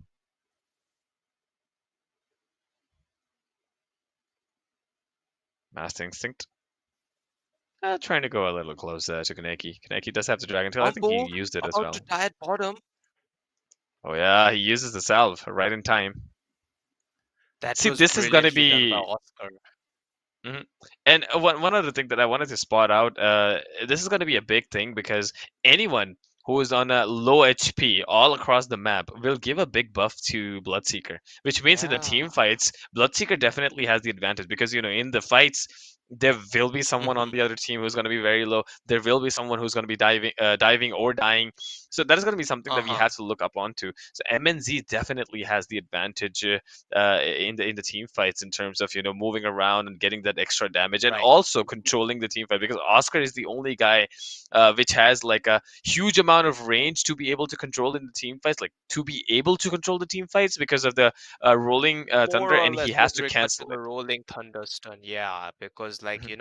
they lack a proper stun. I mean, Ixwell Oh, the takes some initiation. time to charge. HBK in trouble at top. Mhm. HBK has been staying for low HP quite for a few moments, and Oh one wow, he MNZ would want that's to go in trying to bait it out, and Vrolfev will go down to the Inkswell damage from Pasal. very sure Archmage. Oscar Schindler is Pangolier. He's just saying on the Mhm. communication, why is the Bloodseeker moving so fast? Is someone of us giving some kind of bonus to this guy? Please get back to full HP. I'm Mhm. sure communications might be going that way. Mhm. Oh, this is Oh, bad for MNZ KOTL. will be able to secure the kill. He's looking out for the denial, and yes, Papu will get a denial. Says try a bit Oh, the harder cheeky next time, laughter Oscar. from the horseman. The man, a horseman with that funny laughter. His laughter is exceptional, man. Always gets me cracking. I think the funniest laugh is of Sladar in the game. It's a good one, but I'll give it to you. Monkey King's also one of them. Then we also have Tiny. I don't know why Yeah. that big rock just sounds so funny. And Hmm. yeah, even Death Prophet has an accent while she laughs. Like she laughs Hmm. like in a lazy tone. Yeah. It's interesting. And Pangolier, once he starts laughing, he Oh, forgets that he's he is gonna laughing. He has to coiled. stop. All right, on to the top lane we go. Master Instinct coming in with a 2 coil ulti. Pasol coming in with a big time stun of Inkswell. HBK, will he be able to secure the kill? Oh, throws it on to Archmage as HBK secures the kill onto World Fair, but the chase is still on uh, Master Instinct would want to go up onto Archmage, and it is going to be an easy kill with the Illusionary Orb. Good rotation, Okay. whereas if you go onto the bottom lane, oh no, the stun is going to connect. And Pegasus is going to go down to Pumpu. Pumpu is now looking out for an escape. The Soulbind onto MNZ, trying to slow him down. See, this is the Hey, we exact talked advantage about that the I was talking Bloodseeker about. being, yeah, the Bloodseeker being always at a high movement speed, right? Hmm. Turns out it was really the reason why they were able to chase the KOTL, who had to Yep. deny himself to the neutral creeps, and Pangolier got, oh, wait a second, at mid. Nah, Oh, he's fine. Pango, I one don't more think he'll time, die. getting stunned, uses the swashbuckle, now finds an opening for the blood red, looking out for the silence. They're still chasing him. MNZ, will he be afraid to dive the tower? No, he's not afraid to dive the tower. He's looking out for a denial, but no, it is going to be pretty easy. He was looking out for a disarm, but he does not have um any point in the lucky shot. I guess he just gave up his life and said like, oh, you know what? I'll just land you a few orb of corrosion hits because you're gonna kill me anyway. So at least I'll Hmm. reduce the amount of HP you have when I spawn. But one MNC is like, Yep. he's a blood seeker. God, he's gonna Hmm. get one more last hit and back to full HP he goes. Hmm. And this time he'll patiently wait for the swashbuckle being used if he comes back into the lane because we can see already level 6 being Mhm. hit onto M and Z. Whereas onto the top lane as well, Tiny is now hitting his timings, has gotten power treads in his bag. He does go for the raindrop. He knows he's against a death prophet who's gonna spam so much of the crypt swarm. So Mhm. he just goes for the raindrops, and it's down to one charge already. But yeah, HBK, he just can't help being low HP, unfortunately, because it's Death Prophet. Come on. So Mhm. that's the real reason why MNZ is having a better lane at bottom. But now that Oscar and Pampu realize, oh, Pampu Yep, onto TPing the top back, lane we go. top. There is gonna be the Dream Coil connecting on Worldfed, but he will be able to dodge it with the timing. But no, will still go down. Earth Spirit is gonna be very low. Archmage trying to run away. Master Instinct won't be afraid to go in. He has not taken any points in the uh, phase shift. Oh, that Oh, hit! the last hit is gonna connect, and he is gonna buy some more time. Pumpu coming up. With the initiation, but no, the travel gives out all the damage output. Illusionary orb, even if you teleport, the displacement affects you on the rupture, and that is something that I think he missed on. Yeah, this last pick coming from one MNZ. Mm. It's popping off, man. The Oh, Bloodseeker, he's all just is leading gonna the get charge spotted with into the kick in. The slow is gonna be there. HBK trying to turn it around. The silence of the Phantom Embrace into the Inkswell. Oh, the throw up inside the tower. HBK secures the kill onto Cowlin. I love how Kaneki and Bloodseeker are like clearly winning on the last hits, and there's no one who's close by. Puck is the Hmm. closest. Tiny didn't have the best lane. I was Yep. just, wondering if Tiny is gonna get enough farm in time because this Bloodseeker is off to a head start, and Pegasus just following wherever MNC goes. He gives that minus armor. Bloodseeker has that Orb of Corrosion. Vengeful Spirit has that Wave of Terror. They have this shredding physical damage to kill down heroes who are stunned, who are silenced with blood right, and who are ruptured. I like Oh yeah, how bottom Pegasus lane, is Master sticking up. Instinct would want to go up using the illusionary orb, looking out for the silence, but we'll look up for a backup. Onto the top lane, Pumpo is going to be very low there, and the kick from the Archmage will secure the kill onto the Horseman. Pumpo hasn't been able to, get enough on the map, but certainly in team fight they might be able to do something. Uh, Also, I wanted to make a point how close Kaneki is to his next Oh, item. wow, they're And looking oh, out wait a for the second. denial. Oh, look at that onto the mid lane. HBK is not afraid to go in. Master Instinct coming in from behind the Dream Coil gets broken by the toss, and now Worldfave is looking out for an escape. The swap is going to be there, but will it be enough? Pegasus trying to stun HBK there, but the damage output is just huge from the Illusionary of one more right click, and they will be able to get the kill. And now MNZ also TPing in. Oscar is going to be very low, looking out for an escape. Oh wow, he is gonna get bursted out. HBK into the silence. He will go down. World Fifth secures the kill there. The rupture being used on HBK. A 2 for 2.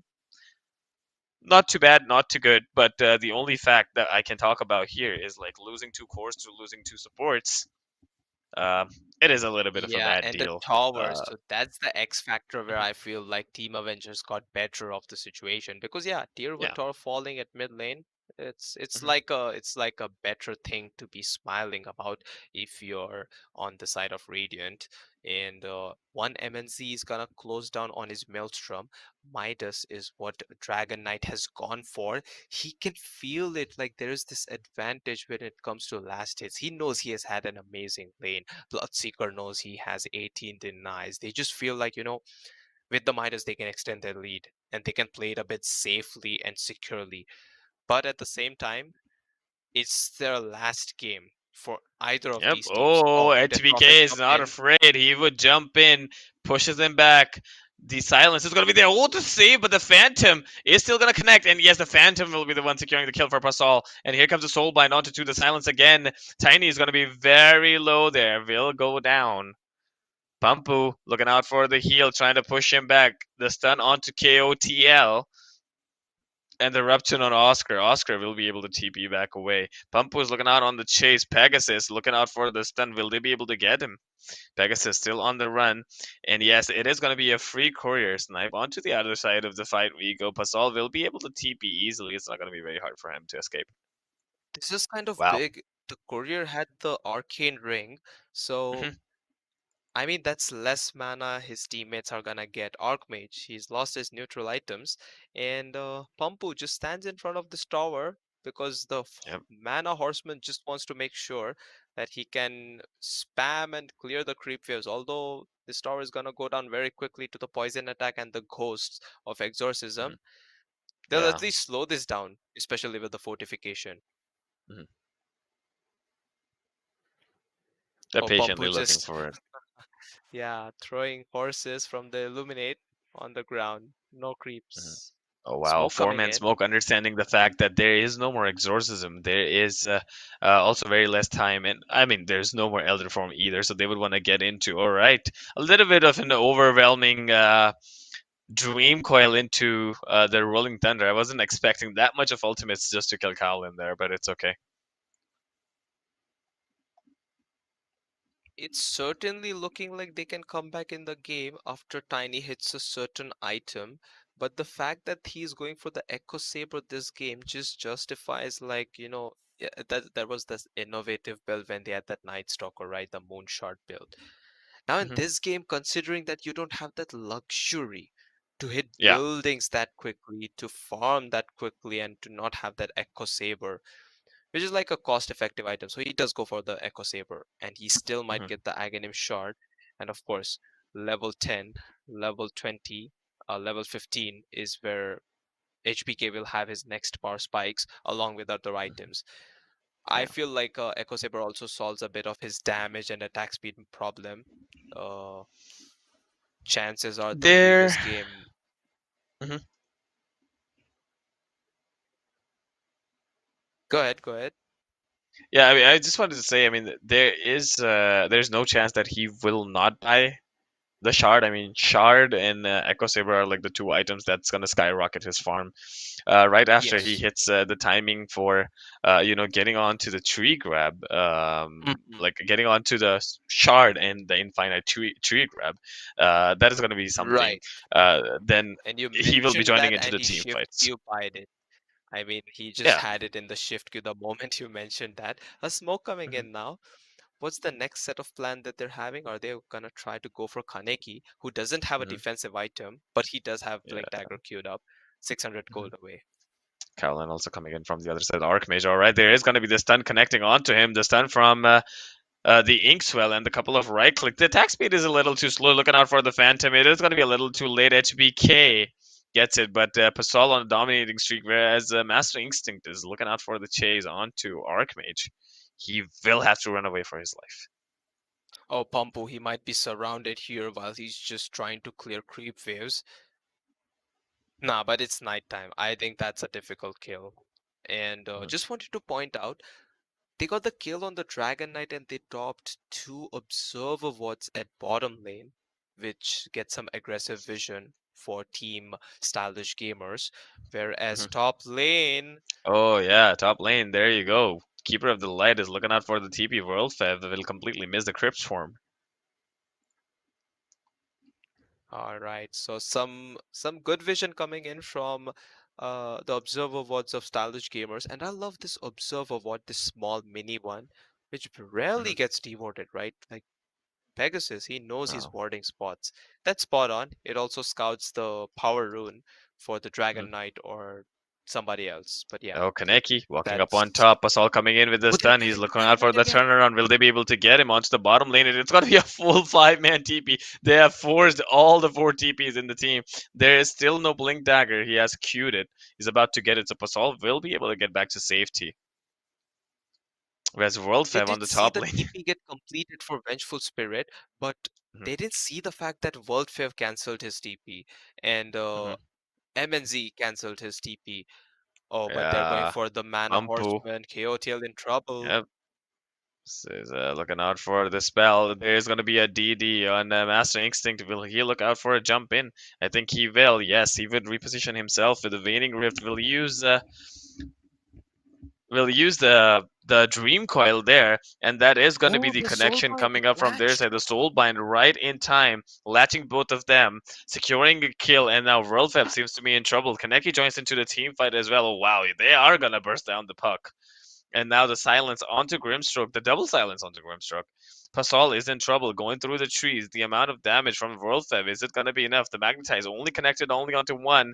Volfev getting swapped out, but still silenced. HBK joining into the team fight, whereas Pangolier is going to go down. HBK trying to get the right clicks off, but the damage output is just going to be huge.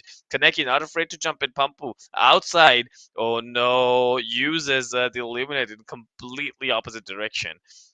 A 3 for 2. A 4 for 2, actually. Very Yeah, decent and play from the side you know, of like what I want to Avengers. say, they force out a fortification after that, and they catch the KOTL. Mhm. They don't.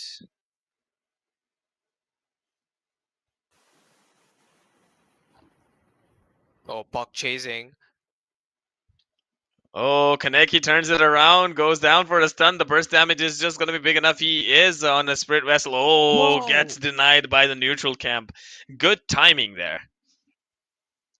Pumper is running away a little bit. Oscar would want to go in. Kaneki jumps it on. Oh, wow. Kaneki's doing so much right after he gets the Blink Dagger, putting it on to use. 2 kills. Yeah, Wow. Secured by Kaneki there. after he escaped at bottom, you know, like where he was about to Mhm. lose more gold to the Blink Dagger, where he closed in that Blink Dagger. After that, they just got fortification forced out. The tier 2 tower at top did get damaged. And you know, like all this time, oh, wait a second, Oh, Rupture. wow. Oscar is going to go down. He's trying to disarm. But the movement is just going to be insane. This last pick of MNZ is definitely showing up something really cool to me.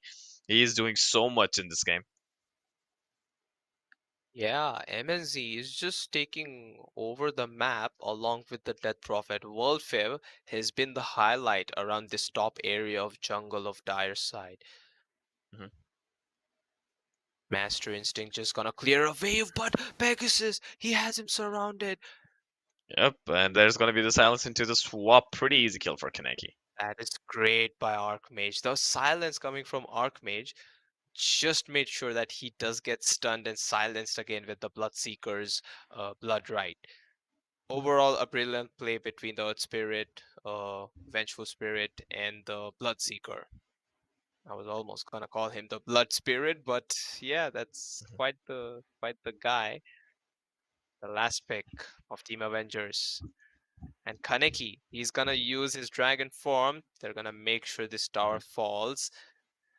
Archmage looking to jump at Pampu, but Pampu knows. Oh, now he's scouted Oh, out. the blink in, the dragon tail will connect onto him. It is going to be pretty easy alongside the rolling boulder and the fire, and the right clicks from the Earth Spirit will finish off Pampu. That was insane. I mean, you know, like what happened big at the top lane is that HBK TP'd and he died. If he was farming and he was getting some kind of space, he would have caught up more, right? But then they lose the tier 2 tower afterwards when they lost the life of Puck 2. So Mhm. that's like playing on a back foot, I would say. And HBK, he's there with the farm, but the levels advantage is too much. Kaneki and one MNZ, they're just soaring.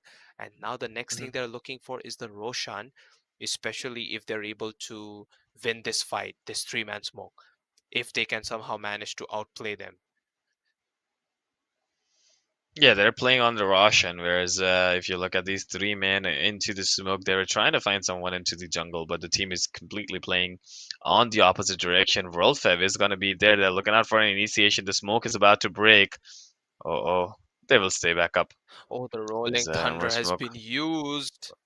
Oh, They wow. better get out of Kaneki? here Oh, because wow. The Blink Dagger instantly getting cancelled uh, by the Roshan. Oh, he would want to jump in, secures a stun onto Master Instinct. Will he be able to run away? The output damage is just so big from there. The Soulbind did connect onto 2, but won't be able to do much. I mean, they Whereas just HBK zoned them has away from the secured roaster. the mid tower and will TP back onto the bottom side. Now they would want to go for the rush. I like how Kaneki and Archmage just zoned the Stylish Gamers players away from the Roche pit. You know that that location is really good for Pangolier to take those fights, right? He just keeps Mhm. bouncing within those pit walls, but at the same time, they made a misplay, and it's all right. They'll not at least lose any lives, and they are still in Mhm. the game at 16 each, 7k net worth lead, but Aegis advantage going the way of Team Avengers.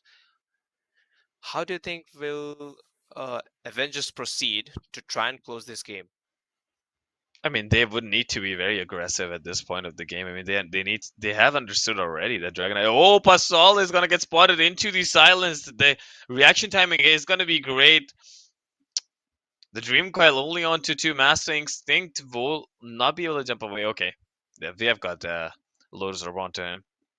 They're gonna give the tier 1 tower after Posol's life. That's the best Mhm. they'll do, but Yep. definitely something they'll look into is like getting more space at top side of the map. And Pampu, Mhm. meanwhile, continues to pressure with the horseman. He has pushed the mid wave by himself.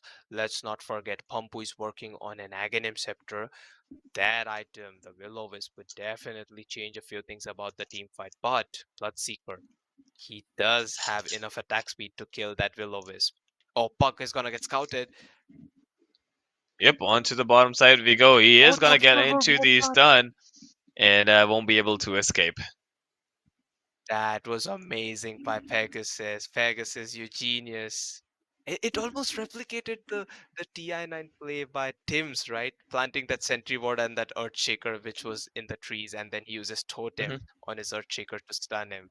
Wasn't that Yep. close by? I mean, it's definitely a highlight of Game 3, Oh wow. in my Let's opinion. Kaneki jumping in onto the backlines. Oh, the swap is not gonna work out. The timing for the Lotus Orb was just perfect, saving Pampu there. Great item, Lotus Orb, Oscar Schindler. He just knows, like, there's potential for a swap. And HBK, meanwhile, continues to hit this top tower, but TP coming in from the Venge. Oh, the stun! HBK looking out for a runaway. He's gonna Whereas, escape all the right. great escape. Yep, Master Instinct does have the Dream Coil. There is a BKB Oh, as they well managed to get the onto Bloodseeker at mid. MNZ.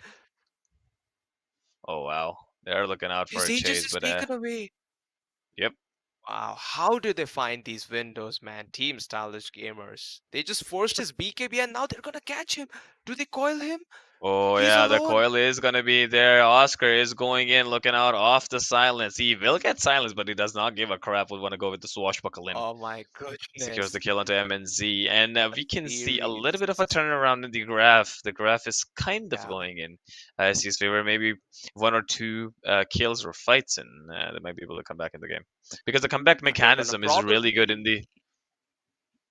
Yeah, now they're gonna probably pressure from the side lane where I see HBK already hitting the tower. And look, they're already on the prowl. They know they should be fighting.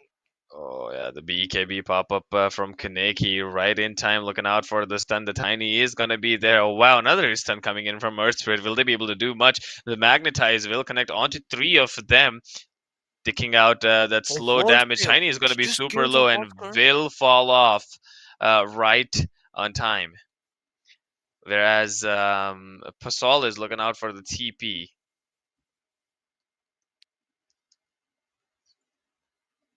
Oh, that's Oh, definitely a what a first. typo on the GG. Every Dota player knows that. Uh, yeah, Master Instinct will look out for an escape from there. Two big kills coming the way after they lost their Bloodseeker at mid and his Aegis in the triangle. So Voltfave, he just continues to hit those creeps and just pings out like, hey guys, we should maintain our advantage, continue to be aggressive. And the warding from Stylish Gamers has been something else. I must comment this. You see this one in the triangle and this one. There's a lot of vision, but two of those might get dewarded, Mhm. especially with the sentry that Archmage is carrying. Yep. Earth Spirit goes up, clears the ward, and gets back up. Oh, Whereas, Master oh, Instinct, Master he might get Instinct stunned. getting stunned. That triple stun into the silence, and Archmate secures the kill on him. Oh wow, that is gonna be a bit of a mistake there. That's a beautiful kill, I must say. Considering the fact that Pango and HPK Tiny were just about to respawn, getting Puck off is like another moment they can be aggressive about on the map. But I just want to commend Pampu's split pushing. He's like Mhm. on point. He's making sure the Yeah. creeps are something that they cannot ignore. Pampu very close to that Aghanim Scepter. Only 600 gold away. In fact, only 500 now. Yeah, I mean, definitely. Whenever you pick a hero like KOTL, you have the movement speed advantage. You have the wave clear. You want to put it down onto Hmm. consideration that you would want to be useful for the team, and this is where KOTL Yes. comes into play. He would want to go for the Agnum Scepter, understanding the fact that oh Oh, wow, the there swap. is going to be a turnaround on HBK. He does not have the BKB, and he will go down into the silence. Yes, the damage is just not going to be enough. The BKB pop up Heads up from play by Bloodseeker will help him Pegasus secure the once kill. again. The sentry that he planted before to catch HPK is finally gonna pay off to catch him the second time at least. That's kind of an amazing that how first time you missed him, but the second time you get him. Pegasus just popping off those the swaps and stuns. You don't get to be that flashy with the vengeful spirit, right? Especially with that observer what planted at bottom. Yeah, definitely. That is going to be something that we all have to look at. And Middle Tower being taken away 12k gold lead if you look at the graph right now. Let's do a quick item check. We have Kaneki picking up the Agnum Scepter and the BKB alongside the Blink Dagger. Pegasus is also working on getting the Agnum Scepter. Oh, the Blink away. Oh, Master Instinct. He is gonna get spotted. Will he be? Is he gonna get caught? Oh, Oh no! oh, just Kaneki patiently 2 years waiting away there on the from corner. him He does though. have the arcane, but oh no, the silence correctly landed from the Earth Spirit, Ah, and Kaneki unfortunate, finishing off unfortunate. the little dragon. Yeah. The dragon killing the dragon. It's fire Yep. working against the mischievous The one. magic, the magic. Yeah, Magic dragon, mischievous one, yeah. Back to the item check, let's go with that. yeah, and we have Archmage already getting the Cyclone or the Evil Scepter of Divinity, whereas Bloodseeker has also gotten a BKB that we saw in the last week, but also picked up a Manta Cell. That's interesting. Going for an Ultimate Orb and a Maelstrom. What Two has ultimate he orbs. queued? Oh, he is going for Skadi. Eye of Skadi um, as the next item. Let's look up to Team SG. We have Master Instinct with a Witchblade, Boots of Travel, and a Blink Dagger. Pascal has picked up an Mm-hmm. Ether Lens. HBK has gotten a BKB and a Shadow Blade, whereas Pumpu has now picked up an Magnum Scepter, understanding the fact that the BKBs are going to be on a low cooldown now, so Pumpu might be able to make a difference there. Um, Whoa, Master Instinct was very close there to getting caught to the yeah. clutches and rolls of Archmage. I really thought he was going to use his Yule Scepter. He was only 60 or 100 units away from getting caught. Close escape. And for some reason, I feel like HBK is lagging a little behind on his farm. I thought he will be able to skyrocket his farm, but look at Bloodseeker right now with 327 last hits, 18,000 goal lead, picking up an Eye of Hmm. Skadi on 30th minute mark, and also Oh, having you won't 5 believe. kills with 2 deaths. Yeah, Yeah, and he it's a has decent farm. 3k HP with that Ioskari Manta style VKB, right?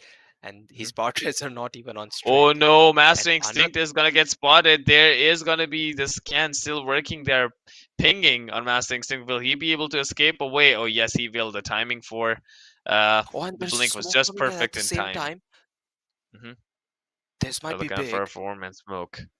They would want to go up onto the top lane. Will they be able to finish them up? There is no ward actually. They cannot Pompo spot is him. gonna reveal his Will-O-Wisp now. Perhaps now's the time. Oh, the push back with The the sentry is also bullwhip. expired. They're getting close. Oh, they're gonna spot Kaneki there, but he has a BKB. Will they be able to chase him? Oh, yep, the stun is going to be there. Will they be able to connect the stun? No, he is looking out for a turnaround. The TP of World Fifth coming in as well. The double man stun. Oh, wow. They will be able to get him onto the Willow Wisp, but World Fev as well as Kaneki secures the kill, and now HBK on the run, whereas MNZ is also trying to sandwich him from the other side. I think the Shadow Blade is about to go. Whereas Master Instinct is also going to be pretty close, looking out for a blink away for the escape. Kaneki does not have the blink dagger. It is on cooldown now. The game seems a little bit Ah, hard that was as close. of now And on Roche to the is about stylish to gamers. spawn. In 35 seconds, Roche will spawn. It was an unfortunate situation. You know, like the line of sight where Kaneki walked from here and Tiny just stepped beside this tree in front of here. Hmm. It was like, yeah, you have found him, but you didn't hear him. And Yeah. that's just kind of sad because, you know, you don't have foots or sounds, unlike an FPS game in Dota, but it's all about the vision at the same time. Uh, it's only Tiny that they lost, I believe. Pasol and Pampu, sorry, it's only Pasol and Pampu they lost, and Tiny made that escape. Puck did too. Now they're just waiting in the Roche pit, and it's up. Rush is back. This is gonna be the second rush of the game with the Agnum Shard. Whereas HBK is trying to find farm whatever he can all across the map. This is looking slowly going the way of Team Avengers, and I just want to Mhm. make a point. Uh, I mean, Tiny, yeah, that's a strong hero, but you need to Mhm. find those pickoffs and you need to find those side lane pushes, right? Now, these players Mhm. from Team Avengers, what do? They get boosts of travel on the Death Prophet. So suddenly now, Mhm. wherever you try to push, the hero which can counter push is gonna Yep. clear the creep waves. So no touching the tower. That's what happens. Hmm. And lastly, there's a tanky Dragon Knight, like you cannot burst that hero, and an interesting Yeah. pickup, a change of plans which might happen very soon, which is the sieging. Hmm. The Bloodseeker has the Aghanim shot. Blood Rage deals 2% of the target's maximum health. So maximum health, that's bad news Oh, for look at it. Tiny, becoming worse. Hmm. And Blood Rage is gonna have enormous attack speed. Master So that's like, Instinct. it only works. Yeah. Go up for an This is escape and massive. This is massive. One MNZ. He's gonna have the highest amount of attack speed and tower damage when he has Blood Rage on himself. 180 attack speed. Look at this. mhm. Oh wow, they would want to go up M and Z, lands a blood right. Oh wow, the silence and the blink away. But Kaneki is not afraid to dive in, and they are already controlling the Pangolier. Pangolier is about to go down, and yes, he will. There's going to be the Soul Bind onto two, but there's no more backup. Whereas look at HBK trying to push as hard as he can. The fortification coming into play as well. The TP from Pegasus is going to be there. He does have a BKB. He's Oh, looking he's out been for an caught. If he gets invisibility. The busted. initiation coming up right in time. Onto the top lane we go. They are still looking out to close down the two set of racks. He's looking out for a TP. Oh Oh, he no, can't. he. Oh What? wow, look at that. The save onto himself. This was insane. Oh wow, Archmage Oh, did the this job. is. And oh, they have the Wave of Terror. The swap is going to be a little bit off timing. He won't be able to land the swap. And Oh so my HBK will be goodness. able I to run away. Now really. look at Pumpo trying to make space for his own team, trying to run Right. away and denies the illusion runes, understands the game. Oh, there's Salt Curas. Two hits away from the courier. Ah, And now it, looking out for a it's TP too tanky. backspace. The courier, just like the Dragon Knight, it's too tanky.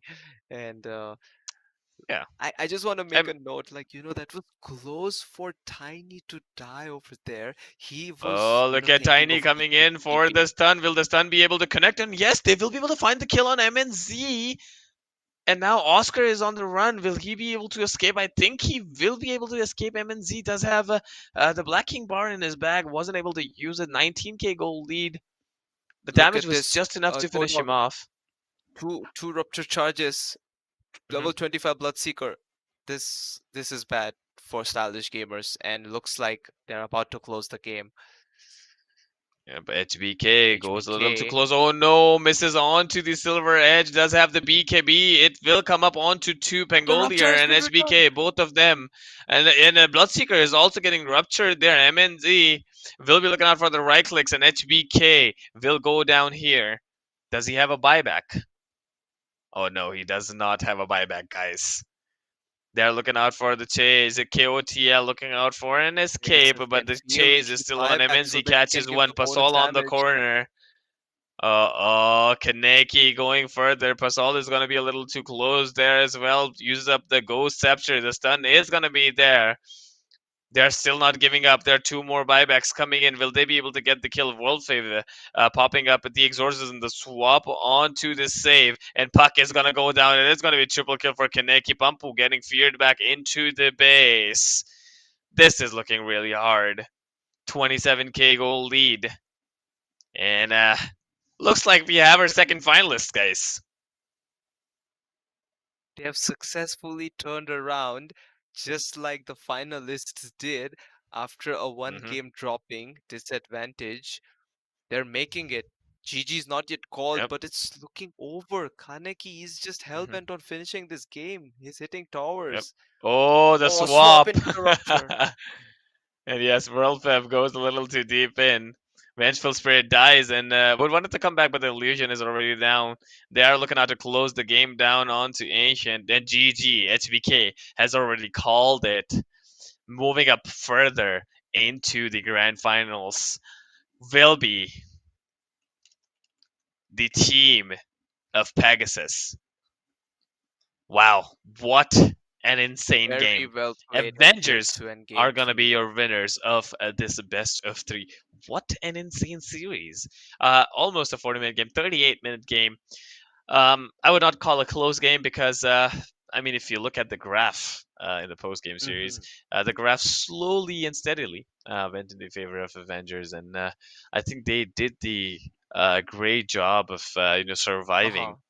So, what are your insights about the game, There Frozen? was this one small window where they lost the Aegis on the Bloodseeker, right? And then they got Hmm. him killed. So Yeah, that's where it looked like maybe it's the beginning of the turnaround or the comeback for stylish gamers. But no, yeah. after that, they lost a few more pickoffs. They lost their teammates. Uh, Honestly, Pampu's Aghanim Scepter didn't pay off because there was so much attack speed by the time it came. Like he pressured the side lanes amazingly, believe me. Hmm. He tried to do his best, but the Aghanim Scepter Will-O-Wisp was just taken down within like 7 or 8 hits. Assault Cuirass on DK and attack speed with Blood Rage by one MNZ. I mean, they came up with a plan and World Fail he Hmm. did this amazing job which doesn't go noticed which doesn't go unnoticed. He he was defending all of these tier 2 towers, right? Tier 1 tower Yeah. top, bottom tier 2 towers. Like he's not allowing Tiny to have that free side lane pushing. And over there, Hmm. but Pegasus, like, catching the puck with that observer board in the trees. That's like the highlight of Hmm. game 3 for me. I'm definitely sure that was amazing. And Pegasus bought back at the end of the game because he thought, oh, it's time. I should buy back. I should Yeah. TP on the outpost. I Hmm. should provide them the Vengeance Aura, the minus armor. It's time to close Yeah. the game. And you know what? Hmm. They did. Avengers victory. They did it in Yeah. game 2 and game 3 with a clean fashion. Honestly, even in game one, it looked like they were having it in their hand. But a very big comeback. That was just pleasurable to watch. That stylish gamers could pull off something like that. But a great lower bracket run from stylish gamers comes Hmm. to an end, and it's going to be Avengers going against Team Whoops tomorrow in the best of five. Last statement I'd like to say is watch out for stylish gamers, guys. They have some Hmm. serious strategies and some serious Yeah. outplay potential, especially Posol, Pompu, Hmm. gods of saving and outplaying, and at the same time, Hmm. nothing to be ashamed of. They're fallen victim to Pegasus, World Fave, people who have like these. I mean, they do these unorthodox hero picks like Vengeful Hmm. Spirit, Bloodseeker, Hmm. Kaneki on the Yeah. Dragon Knight. That's a meta pick, but Earth Spirit on the Hmm. Archmage, man, he Yeah. was spot on. Him and Yeah. Pegasus were on a mission to find Master Instinct. So hats off to the Hmm. supports of Avengers. They did their job, and it was a clean game 2 and game 3. They deserve to be in the Definitely. finals tomorrow. Mhm. Yeah.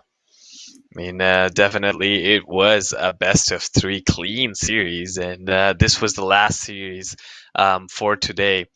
So we have our Mhm. last finalists And yeah, we will be moving on tomorrow up next. So thank you so much, Frozen, for joining me into the cast, and you have done Thank such a great you for work on taking the care of the analysis. cast. Like you cover all those hype moments, especially in game one. Like Mhm, I think there's very few people who would be able to catch so many details. And like the Pasol Pampo tag team dunk mhm, on in game one. Like that. It was like mhm. one of the best plays from today's matches of all Yeah. the series. But Mhm.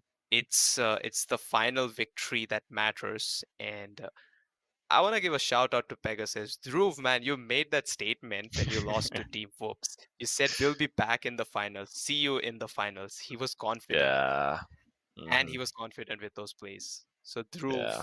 Pegasus, Vengeful Spirit from Game Three, he's back. He's there, and he's challenging the favorites to the title. So Yeah. that's something I don't want to miss, and I hope you guys don't want to miss.